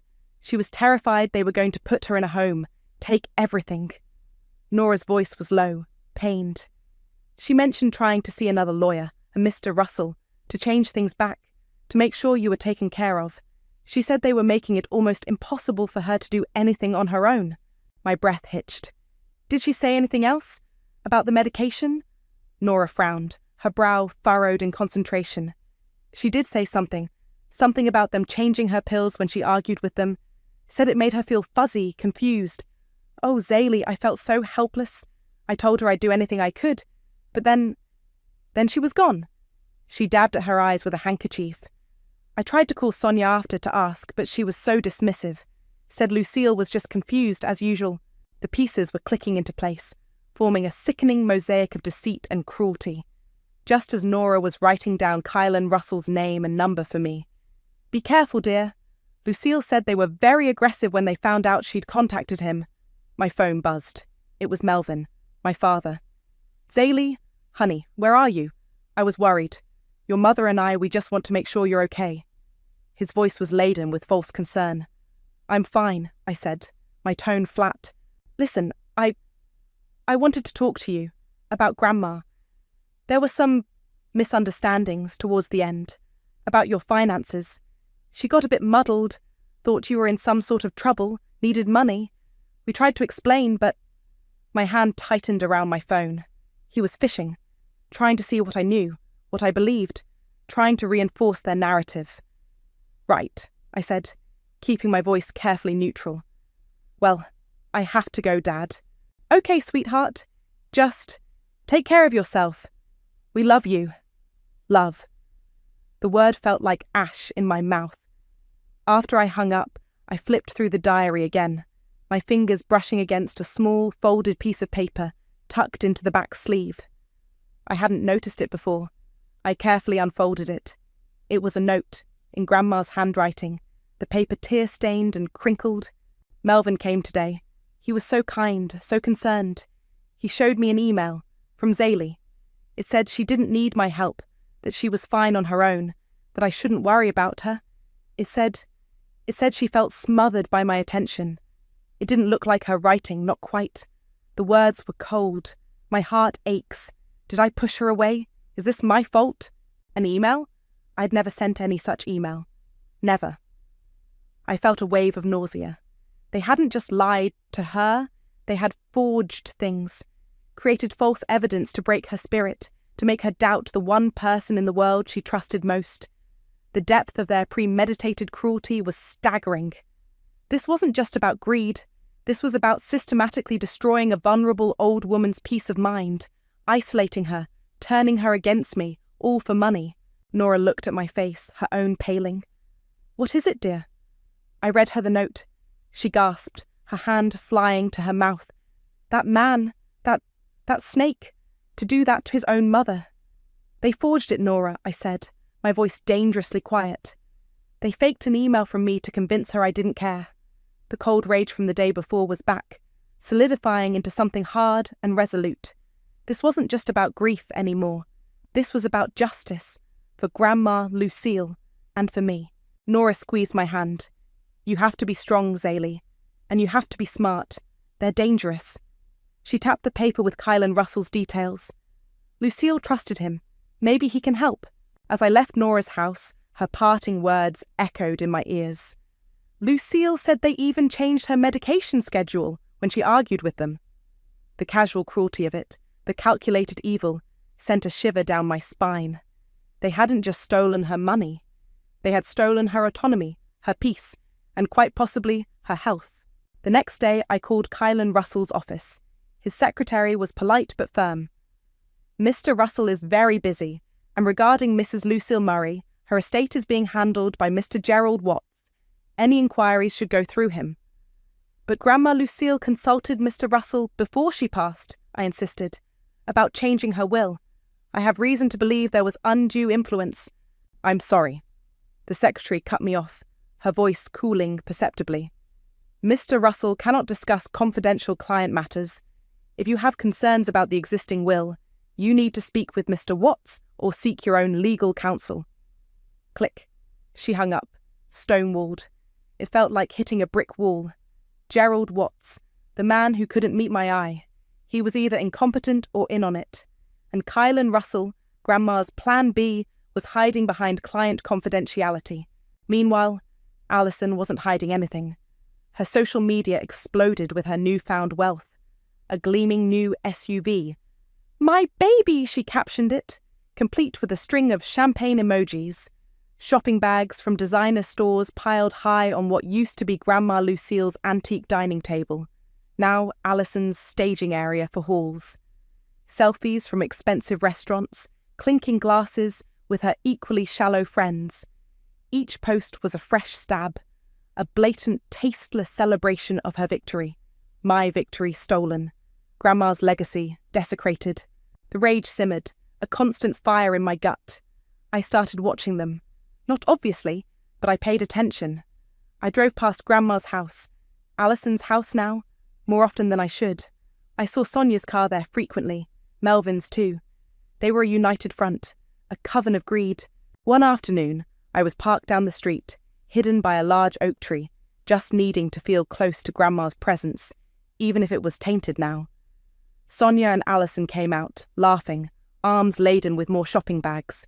As they loaded them into Sonia's car, I strained to hear their conversation. The wind carried snippets. "So smoothly," Alison was saying, her voice bright and brittle. Honestly, I was worried for a minute there, with her being so stubborn. Sonia chuckled, a dry, unpleasant sound. "Your grandmother always had a flair for the dramatic, but we handled it. Lucky she didn't make a fuss with that other lawyer, though. That could have been messy." "Tell me about it," Alison said, rolling her eyes. "Imagine if she'd actually signed something with him. Nightmare." My hands clenched the steering wheel so hard my knuckles were white. That other lawyer, Kylan Russell. They knew. They knew she'd tried to change things. And they'd stopped her. The casual way they discussed it, like they were talking about a minor inconvenience they'd successfully navigated, made me physically sick. I drove away, my mind racing. Gerald Watts. He had to know something, or at least he should have suspected. Grandma Lucille had been his client for years. He knew her, he knew me.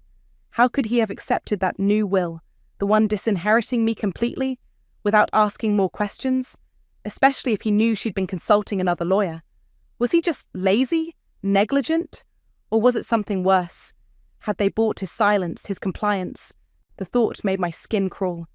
The legal system, the very thing that was supposed to protect people like Grandma, felt like a tangled, impenetrable web, designed to protect the powerful and the deceitful. I spent hours online, researching elder abuse, undue influence, will contests. The more I read, the more daunting it seemed. It was my word and a dead woman's diary against a signed will, a compliant lawyer, and a family determined to protect their ill-gotten gains. The frustration was immense. I felt so alone, so outmatched.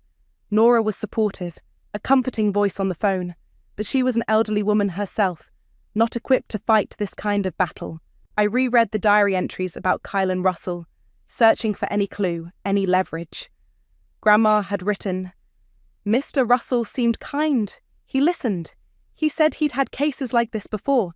He promised to help me draft something quickly." She'd been hopeful. What had changed? What had Sonia and Melvin done to shut him down so effectively? Days turned into a week. Alison's ostentatious displays continued.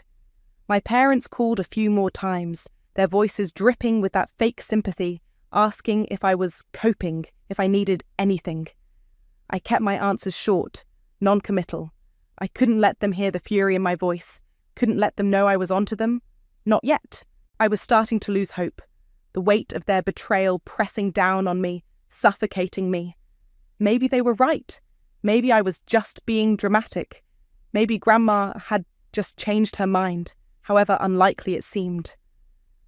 Doubt, cold and insidious, began to creep in. Then one evening, as I was scrolling listlessly through my emails, deleting junk, one subject line caught my eye. Lucille Murray. My heart leapt. It was from an anonymous, encrypted email address. I clicked it open, my hands trembling. The message was short, cryptic. I used to work for Kylan Russell. I overheard things about Lucille Murray's case. Your family played dirty. They threatened him, threatened to ruin his reputation if he helped your grandmother. He caved. But she deserved better. You deserve the truth. Meet me if you want to know more. Coffee shop, corner of Elm and Oak, tomorrow, 3 p.m. Come alone. A jolt, like electricity, shot through me. Someone else knew, someone on the inside. A tiny, fragile spark of hope reignited in the darkness. The coffee shop on Elm and Oak was bustling. I scanned the faces, my nerves jangling. How would I know them? What if it was a trap? What if Sonia, Melvin, or Alison had somehow found out I was suspicious, and this was their way of... what? Intimidating me further? Then I saw her. A woman in her early 30s, nursing a latte in a quiet corner booth, her eyes flicking towards the door every few seconds. She had an anxious, almost haunted look about her. When our eyes met, she gave a small, hesitant nod. I walked over, my heart thumping. "Are you—" "Angela," she said quietly, gesturing to the seat opposite her. "You must be Zaylee." I slid into the booth. "Thank you for contacting me. I didn't know where to turn." Angela took a shaky breath. "I shouldn't even be here. If Kylan finds out. But what they did to your grandmother, it wasn't right. I typed up the notes from her meetings with him. I heard the phone calls." "What happened?" I asked, leaning in, my voice barely a whisper. "Grandma Lucille said he was going to help her." "He was," Angela confirmed, her gaze darting around the coffee shop. "She came in twice. She was lucid, Zaylee, very clear about what she wanted. She wanted to change her will back to you, ensure you were the primary beneficiary. She wanted to set up a trust, something your parents couldn't touch. Kylan drafted the documents. She was supposed to come in and sign them. But she never did," I said, a knot tightening in my chest. Angela shook her head. "No. Before she could, your mother, Sonia, called the office. She was aggressive. She threatened Kylan, said Lucille was incompetent, suffering from severe dementia. said if he proceeded with any changes to the will, she and your father would file a complaint with the Bar Association, accuse him of taking advantage of a vulnerable senior. They said they had medical reports to prove it. But Grandma wasn't incompetent, I protested. Her diary proves it. I know, Angela said, her voice soft. Or at least, she wasn't when she saw Kylan. But your mother was very convincing. She faxed over some documents, letters from a doctor. I don't know if they were legitimate, but Kylan got spooked. He has a reputation to protect. He told your grandmother he couldn't proceed without a full psychiatric evaluation, one that her family would have to agree to, which, of course, they wouldn't. It was a perfect catch-22. They created the problem, then used it to block the solution. So they just scared him off. Essentially, they also started intercepting her calls to the office, her letters. Kylan tried to reach out a couple more times, but your mother would always answer, saying Lucille was too unwell or too confused to speak. Eventually, he just dropped it, told himself it was too risky. Angela looked down at her hands. I felt terrible. Lucille was so sweet, so desperate. Do you have anything? I asked, my voice hoarse. Any proof? Angela reached into her oversized tote bag and pulled out a thin manila folder. She slid it across the table. These are copies, drafts of the will Kylan prepared for her, the one naming you. Notes from their meetings, my own contemporaneous notes from some of those calls with your mother. It's not the signed document, obviously, but it shows her intent. It shows what they did to stop her. I opened the folder, my hands trembling. There it was, in black and white. Last will and testament of Lucille Murray. And my name, Zaylee, listed as the primary beneficiary. Tears welled in my eyes. This was what Grandma wanted. This was what they stole. There's something else, Angela said, her voice even lower. A few days before Lucille's health really took a nosedive, your mother, Sonia, came into the office. Not Kylan's, but she was in the same building, seeing a different lawyer. I overheard her talking in the hallway. She'd just obtained power of attorney over Lucille. My blood ran cold. Power of attorney? Yes, under very questionable circumstances, from what I gathered. She was boasting about how it gave her complete control, how she could now manage Lucille's affairs properly, access all her accounts. She said something about Lucille being difficult and this being the only way to protect her assets. Angela met my gaze. It was just days before Lucille stopped being able to communicate, according to what Kylan later heard. And, in the diary, Grandma wrote about it. I flipped through the diary pages frantically until I found the entry. November 20th. Sonia has papers. She made me sign. I was so tired. Said it was just to help with bills. I didn't understand all the words. My head hurt. They'd gotten her to sign away her control when she was at her most vulnerable. Then, armed with that POA, they could block Kylan, control her money, everything. Thank you, Angela, I whispered, my voice thick with emotion. You have no idea what this means. Just be careful, Zaylee, she said, her eyes filled with genuine concern. They're ruthless. They won't hesitate to crush anyone who gets in their way. I gathered the papers, my mind reeling, but also filled with a new, steely resolve. This was it. This was the ammunition I needed. That evening, I was spread out on my living room floor, the diary, Angela's documents, Nora's notes, trying to piece it all together to build a timeline. The doorbell rang. I froze. I wasn't expecting anyone. I peered through the peephole. Alison. My heart leapt into my throat. I quickly, clumsily tried to gather the papers, shoving them under a cushion just as she called out, Zaylee, are you in there? I saw your light. I opened the door a crack. Alison, what do you want? She pushed the door open wider, stepping inside, her eyes immediately scanning my small apartment. Just checking on my little sister. You've been so quiet. We're all worried about you. Her gaze landed on the edge of a paper peeking out from under the cushion. Her eyes narrowed.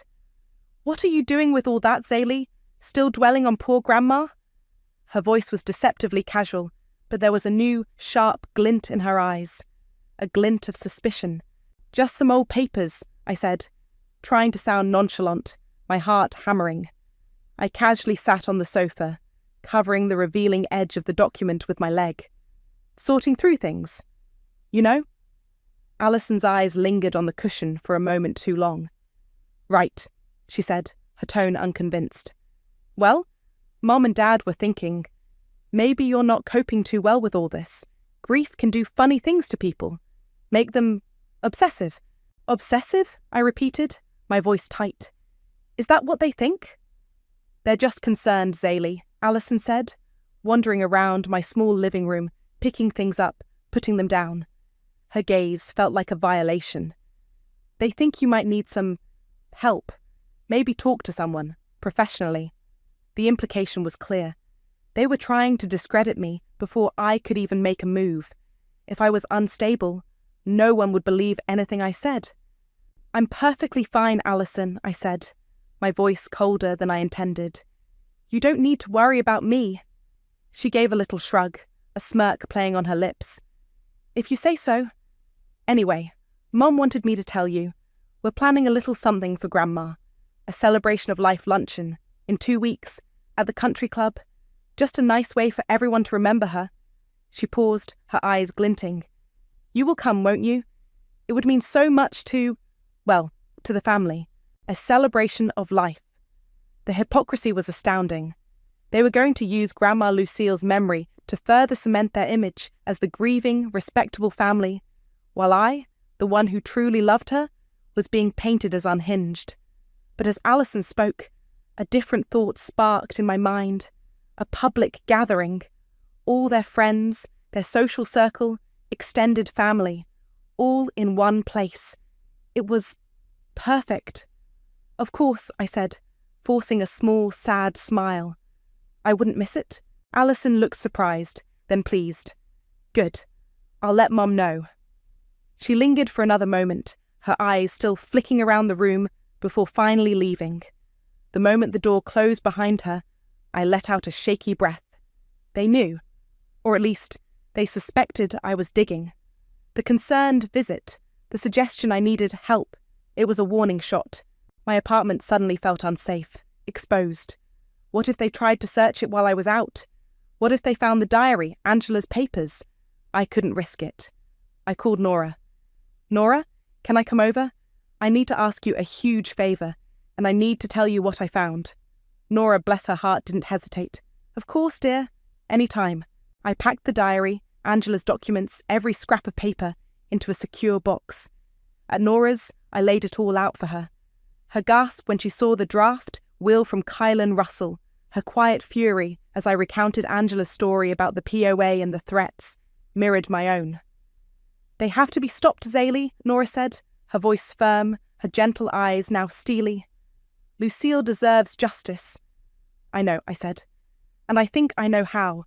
They're planning a celebration of life luncheon in 2 weeks. Nora's eyebrows shot up. The audacity. Exactly. But it's the perfect stage. Everyone will be there. I took a deep breath. Nora, I need to keep these documents safe. Can I leave them here? Of course, dear. They'll be safer here than anywhere. She patted my hand. What's your plan? Over the next few days, I started making discreet calls. First to Uncle Lincoln, Sonia's brother. He'd always been fond of Grandma Lucille, and, while he wasn't close to Sonia, he valued family appearances. Uncle Lincoln, I said, keeping my voice calm. Sonia and Melvin are hosting a luncheon for Grandma. I know it's short notice, but it would mean a lot if you could be there. I have something important I need to share. About Grandma, about her true wishes. There was a pause. Her true wishes, Zaylee? What do you mean? I can't explain over the phone, Uncle Lincoln, but it's important. For Grandma's memory. He sounded intrigued, concerned. All right, Zaylee, I'll be there. I made similar calls to a few of Grandma Lucille's oldest friends, people I knew Sonia and Melvin might not think to invite, or might hope wouldn't come. Each conversation was carefully worded, hinting at a truth that needed to be revealed. The days leading up to the luncheon were a blur of anxiety and a strange, terrifying calm. I felt like I was walking a tightrope. My parents called a couple more times, their voices overly solicitous. Alison sent a text. Looking forward to seeing you at the luncheon. Mum picked out a lovely photo of Grandma for the display. Then 3 days before the event, I got a shock. I was coming home from work and I saw a man sitting in an unfamiliar car parked down the street, watching my building. He looked away quickly when I glanced at him, but not before I saw the notebook and pen in his lap. My blood ran cold. Later that evening, I accidentally knocked over the recycling bin by the mailboxes in my apartment lobby. As I was picking up the scattered envelopes and junk mail, I saw it. A discarded, slightly crumpled envelope addressed to a generic occupant at my address, but with a typed return address for a local private investigations firm. My heart leaped into my throat. I quickly pocketed it. Upstairs, with trembling hands, I steamed it open. It was a brief, typed report. Subject: Zaylee S. Daily Movements Logged. Met with Nora F., known associate of deceased, multiple times. Also met with unidentified female, approx 30s, at Elm St. Coffee. See attached photo. Blurry. Subject appears to be building some kind of case or gathering information. Extreme caution advised regarding upcoming family event. Subject may be planning a disruption. They had hired a PI. They were that scared, that determined to control the narrative. The extreme caution advised part sent a shiver down my spine, but it also solidified my resolve. They were panicking. They knew I was close. The luncheon was set. The stage was ready. I felt a terrifying, thrilling sense of inevitability. There was no turning back now. The country club ballroom was sickeningly opulent. Crystal chandeliers dripped from the ceiling, and tables were laden with elaborate floral arrangements. Lilies, of course, Sonia's favourite, not Grandma's. A large, softly lit portrait of Grandma Lucille stood on an easel near the entrance, a gentle, smiling image that felt like a cruel mockery. Sonia, Melvin, and Alison greeted guests at the door, their faces masks of perfect, sombre grief. Sonia, in a severe black dress, dabbed at her eyes with a handkerchief that looked suspiciously dry. Melvin shook hands, murmuring platitudes about Lucille's long and happy life. Alison, her voice hushed and reverent, guided people to their seats, her new diamond bracelet catching the light. They were actors in their own disgusting play. I found Nora, who gave my hand a reassuring squeeze. Uncle Lincoln arrived, looking serious, and gave me a curt nod. A few of Grandma's old friends I'd invited were scattered amongst the tables, their presence a small comfort. The luncheon began. The food was expensive, tasteless. The conversation was muted, polite. Then came the speeches. Melvin went first, his voice thick with feigned emotion as he spoke of Lucille's kindness and generosity. Sonia followed, her tribute focusing on how peaceful Lucille's final days were, how surrounded by love she had been. Alison, her voice trembling artfully, spoke of her precious grandma and how she would cherish her memory always while managing her beloved estate. It was a masterclass in manipulative theatre. When they finished, a polite smattering of applause filled the room. Sonia smiled, a picture of bereaved dignity. Then I stood up. My legs felt like jelly, but I forced them to hold me.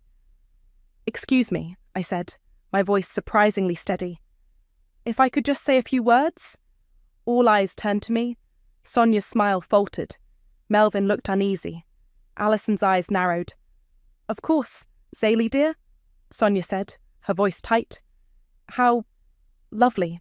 I walked to the small podium, the diary clutched in my hand. My heart was a wild bird beating against my ribs.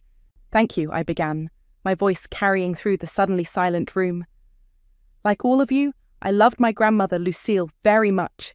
She was an incredible woman, strong, witty, and fiercely loving.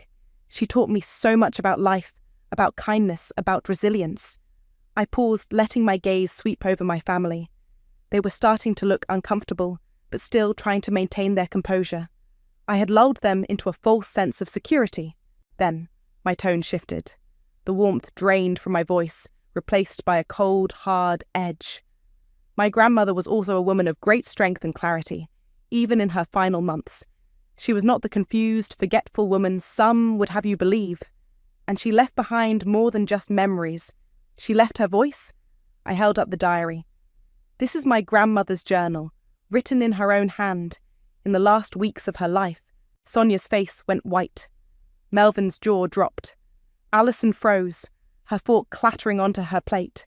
A shocked murmur rippled through the room. In these pages, I continued, my voice clear and unwavering, Lucille didn't write about peace and love. She wrote about fear. She wrote about being isolated, manipulated, and lied to by her own family. I opened the diary. October 12th. Sonia came today. She said Zaylee called, upset about having to help me with my groceries. Said Zaylee told her I was becoming a burden. A lie. A cruel, calculated lie. October 19th. Melvin was here. He said Zaylee was asking about my finances, wondering when she'd get her inheritance. Another lie, designed to break her heart.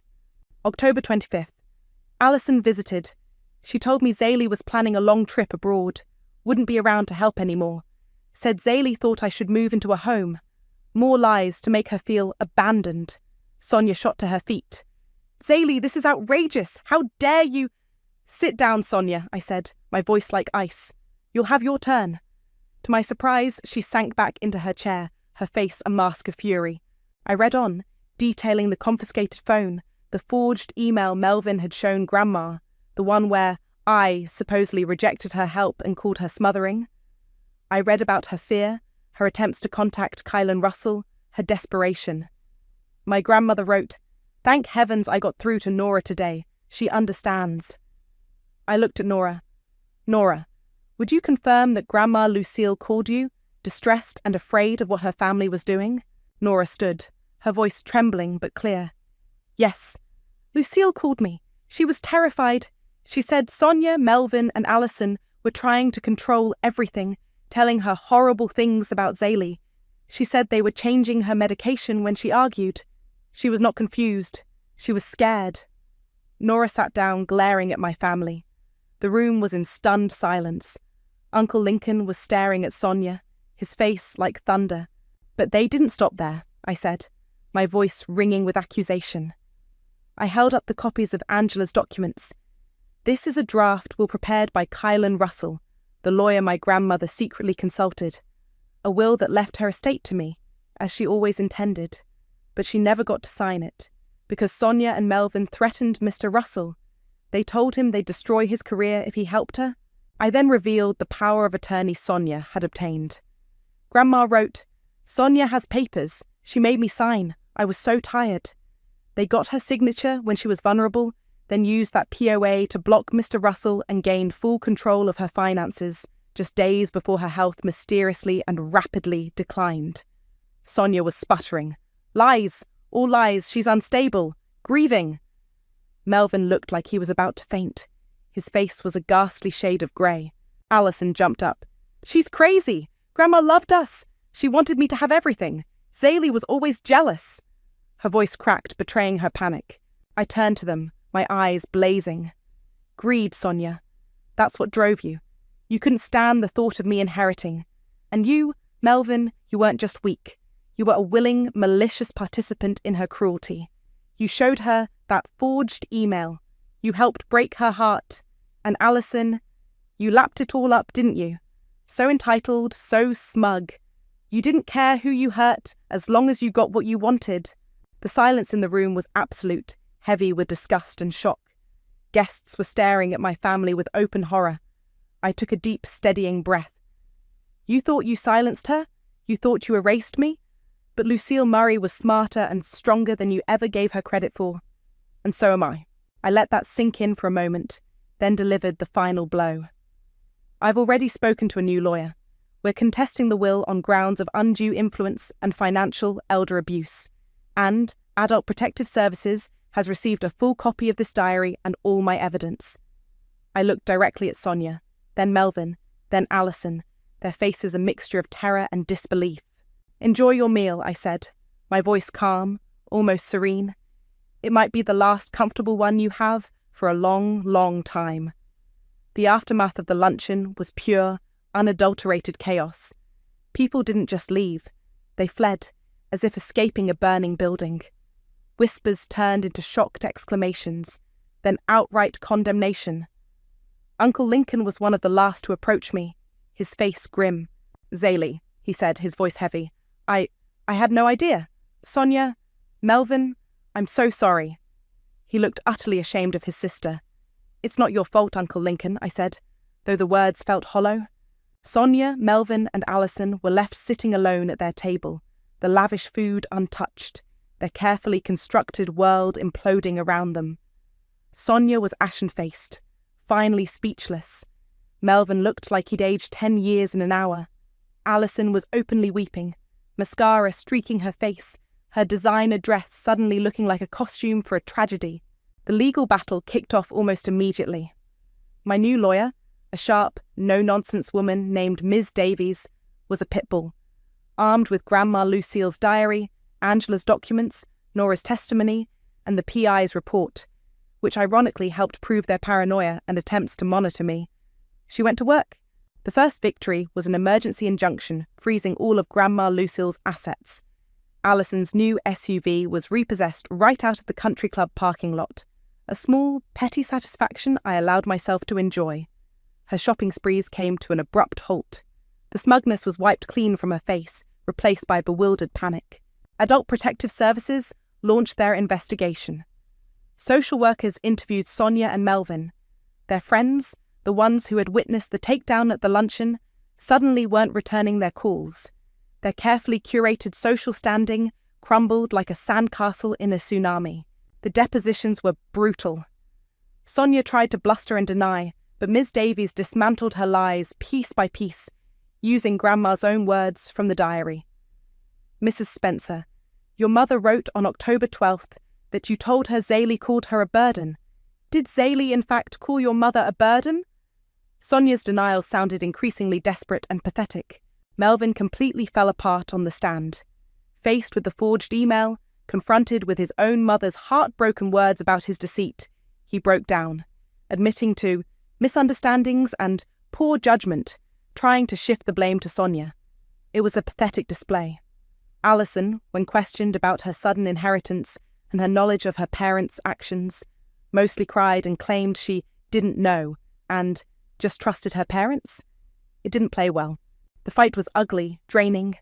There were days I wanted to give up, to just walk away from the toxicity, but then I'd read a passage from Grandma's diary, her voice clear and loving, and my resolve would harden again. I owed her this. It wasn't about the money, not really. Miss Davies was clear that getting the entire estate back would be a long, drawn-out process, potentially years. But what mattered was the truth, the accountability. And accountability came. The court eventually ruled that Grandma Lucille's will had indeed been executed under undue influence. The POA Sonia had wielded was invalidated. While criminal charges for elder abuse were harder to prove to a conviction standard, the civil findings were damning. Their reputations were in tatters. They were forced into a settlement that saw a significant portion of Grandma's estate, including the house, returned to a trust managed by an independent executor, with me as the rightful primary beneficiary, as per Kylan Russell's draft will.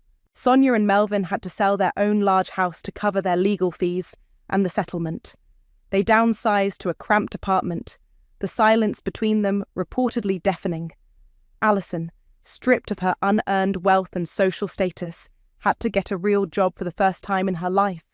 The new SUV and designer bags were long gone. I didn't get everything back immediately, and that was okay. The victory wasn't in the dollars and cents. It was in seeing their empire of lies exposed. It was in knowing that Grandma Lucille's true wishes were finally, in some measure, honoured. With the first distribution from the trust, I set up a small foundation in Grandma Lucille's name, dedicated to advocating for elder rights and supporting victims of financial abuse. Nora, beaming, agreed to be on the board. Uncle Lincoln, trying to make amends, made the first substantial donation. I still have Grandma's diary, of course. It sits on my bedside table. Sometimes I open it and read her words, not with anger anymore, but with a deep, abiding love and a sense of peace. Her voice, which they tried so hard to silence, had been the key to unlocking the truth. The karma of it all was potent. My family, who had schemed to leave me with nothing, ended up losing everything that truly mattered to them: their reputation, their wealth, their comfortable lives, and any shred of familial respect. They had sown deceit and reaped desolation. I was scarred, no doubt. The betrayal cut deep, and those wounds would take time to fully heal. But I was also free. Free from their manipulations, free to build my life on my own terms, a life that honored the strong, loving woman who had raised me. They tried to write me out of Grandma's story, to erase my place in her heart and her legacy. But in the end, I was the one who got to write their final chapter. And it was a chapter they truly, unequivocally deserved. Grandma Lucille, I think, would have smiled. She might have even winked,